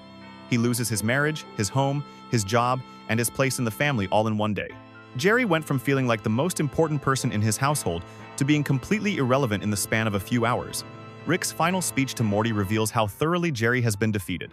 Rick explains that this is the darkest year of our adventures, and Jerry will never be included again because he crossed me. Jerry lost any future chance of being part of the family's adventures. Beth's decision to divorce Jerry shows how little she actually valued their relationship. When forced to choose between her father and her husband, Beth doesn't even hesitate. She picks Rick immediately, which tells Jerry that all those years of marriage meant nothing compared to her childhood need for her father's approval. Jerry becomes the family scapegoat for everything that went wrong. Even though his concerns about Rick were reasonable and his intentions were good, he gets blamed for Rick's imprisonment and Earth's occupation. Jerry learns that being right doesn't matter if you don't have the power to enforce your position. The episode reveals Jerry's fundamental weakness, Dirty him be. He doesn't understand that he's playing a game with completely different rules than everyone else. While Jerry was focused on short-term wins like having a stable job and feeling respected, Rick was executing a master plan to eliminate Jerry as competition for the family's loyalty. Rick's plan works because it gives everyone what they secretly wanted. Beth gets her father back, the kids get their adventures back, and Jerry gets blamed for all the problems. Rick becomes the hero who saved everyone from the Federation that Jerry helped create, which rewrites the entire narrative in Rick's favor. Jerry's preparation for confronting Rick and his subsequent crisis shows how someone with normal human limitations gets crushed when they go up against a genius who doesn't care about conventional morality. Jerry tried to use society's rules to control Rick, but Rick just changed the rules of society itself. This episode marks the end of Jerry's role as a real authority figure in the family and the beginning of his status as an outsider, who occasionally gets included out of pity rather than love. Jerry's journey from feeling powerful to becoming powerless happens so fast it's almost tragic, but it's also the natural result of challenging someone who operates on a completely different level. Jerry's crisis teaches him that actions have consequences he can't predict or control, especially when dealing with people who think in ways he can't understand. Jerry wanted a normal family life, but normal doesn't exist when Rick is involved, and Jerry finally learns that the hard way.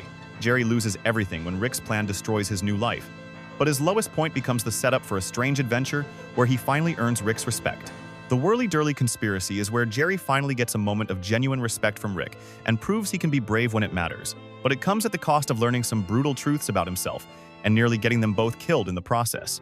Jerry starts this episode at rock bottom after his divorce. He's living separately from the family and clearly struggling with depression and suicidal thoughts. Rick shows up and drags Jerry on what he claims is an important mission to save the galaxy, but Jerry immediately knows it's fake. Rick admits that Morty asked him to take Jerry on a pity adventure to keep him from killing himself. The setup reveals how pathetic Jerry's situation has become. He's so desperate and broken that his own son thinks he might commit suicide, and Rick has to babysit him like he's some kind of mental patient. Jerry even admits he thought Rick was taking him somewhere to execute him, which shows how little he values his own life at this point. Rick takes Jerry to this fancy alien resort called the Whirly, which has an immortality field that prevents anyone from dying. It's the perfect place for Rick to take someone as fragile as Jerry because nothing bad can happen there. They start drinking and hanging out with aliens, and for once, Jerry seems to be having actual fun with Rick. But then Jerry meets Risotto Groupon, an alien who runs the restaurant and has his own beef with Rick. Risotto explains that Rick destroyed his kingdom and asks Jerry to help him kill Rick by luring him onto a specific ride. The whirly roller coaster dips outside the immortality field for just a moment, which would be the perfect opportunity for murder. Jerry initially refuses because Rick is Beth's father, but Risotto plants this seed in his mind about what Jerry's life could have been without Rick. Jerry starts thinking about all the ways Rick has ruined his marriage and stolen his family, and eventually agrees to help with the assassination plan. Meanwhile, back home, Summer is dealing with body image issues after her boyfriend Ethan dumped her for a girl with bigger breasts. She accidentally turns herself into a monster using Rick's equipment, and Beth tries to help by using the same machine, which just makes everything worse. This subplot shows how the family falls apart when Rick and Jerry aren't there to balance each other out. Jerry convinces Rick to go on the whirly ride, and everything seems to be going according to plan. But then Rick does something completely unexpected. He apologizes to Jerry for destroying his marriage. Rick admits that he put strain on Jerry's relationship with Beth and promises to apologize to her when they get home. This apology completely destroys Jerry's resolve to kill Rick. Jerry realizes that Rick is just a flawed person who makes mistakes. When the moment comes to let Rick die, Jerry can't go through with it and tries to save him instead.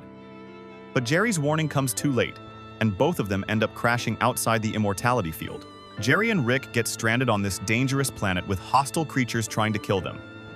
Jerry confesses that he was part of a plan to murder Rick, expecting Rick to abandon him or kill him for the betrayal. But Rick doesn't do either of those things. He just gets to work building a way for them to escape. The real confrontation happens when Risotto shows up to finish the job himself. Rick and Jerry have to work together to survive, and Rick reveals some harsh truths about Jerry's character. Rick explains that Jerry isn't actually harmless like he pretends to be. Telbatin. Jerry uses pity as a weapon to manipulate people into helping him. Rick tells Jerry that he's like a predator who acts like prey to lure in victims. Jerry survives by making people feel sorry for him, which is exactly how he got Beth to marry him in the first place. Rick says Jerry acts like prey, but you're a predator, and that Jerry uses his pathetic nature as a manipulation tactic. During their escape, Jerry proves he can actually be brave when the situation demands it. When an alien assassin tries to kill Rick on their spaceship, Jerry stands up to defend him even though he knows he might die. Jerry admits he's being triumphantly brave and fights back against someone who's way more dangerous than him. The episode climaxes with Jerry and Rick getting sucked into some kind of time vortex where they experience eternity together and become one with the universe. This cosmic experience gives them both perspective on their relationship and their conflicts. When they come back to normal reality, they've both gained a new understanding of each other. Jerry and Rick make a deal to keep their secrets. Jerry won't tell anyone that Rick sabotaged his marriage, and Rick won't tell anyone that Jerry tried to have him murdered. They agree to go their separate ways with mutual respect, which is more than Jerry has ever gotten from Rick before. The immediate aftermath shows Jerry choosing to walk home instead of accepting a ride from Rick. Jerry says that if his family sees him all beaten up, they'll feel sorry for him, and he doesn't want to use pity as his signature move anymore. This shows Jerry has actually learned something from Rick's harsh feedback about his manipulative behavior. Jerry's victory in this episode is about earning Rick's respect and learning to respect himself. Jerry proves he can be brave, honest, and capable when the situation demands it. Rick treats Jerry like an equal for the first time, which gives Jerry the confidence to stop relying on pity for survival. But the consequences are significant too.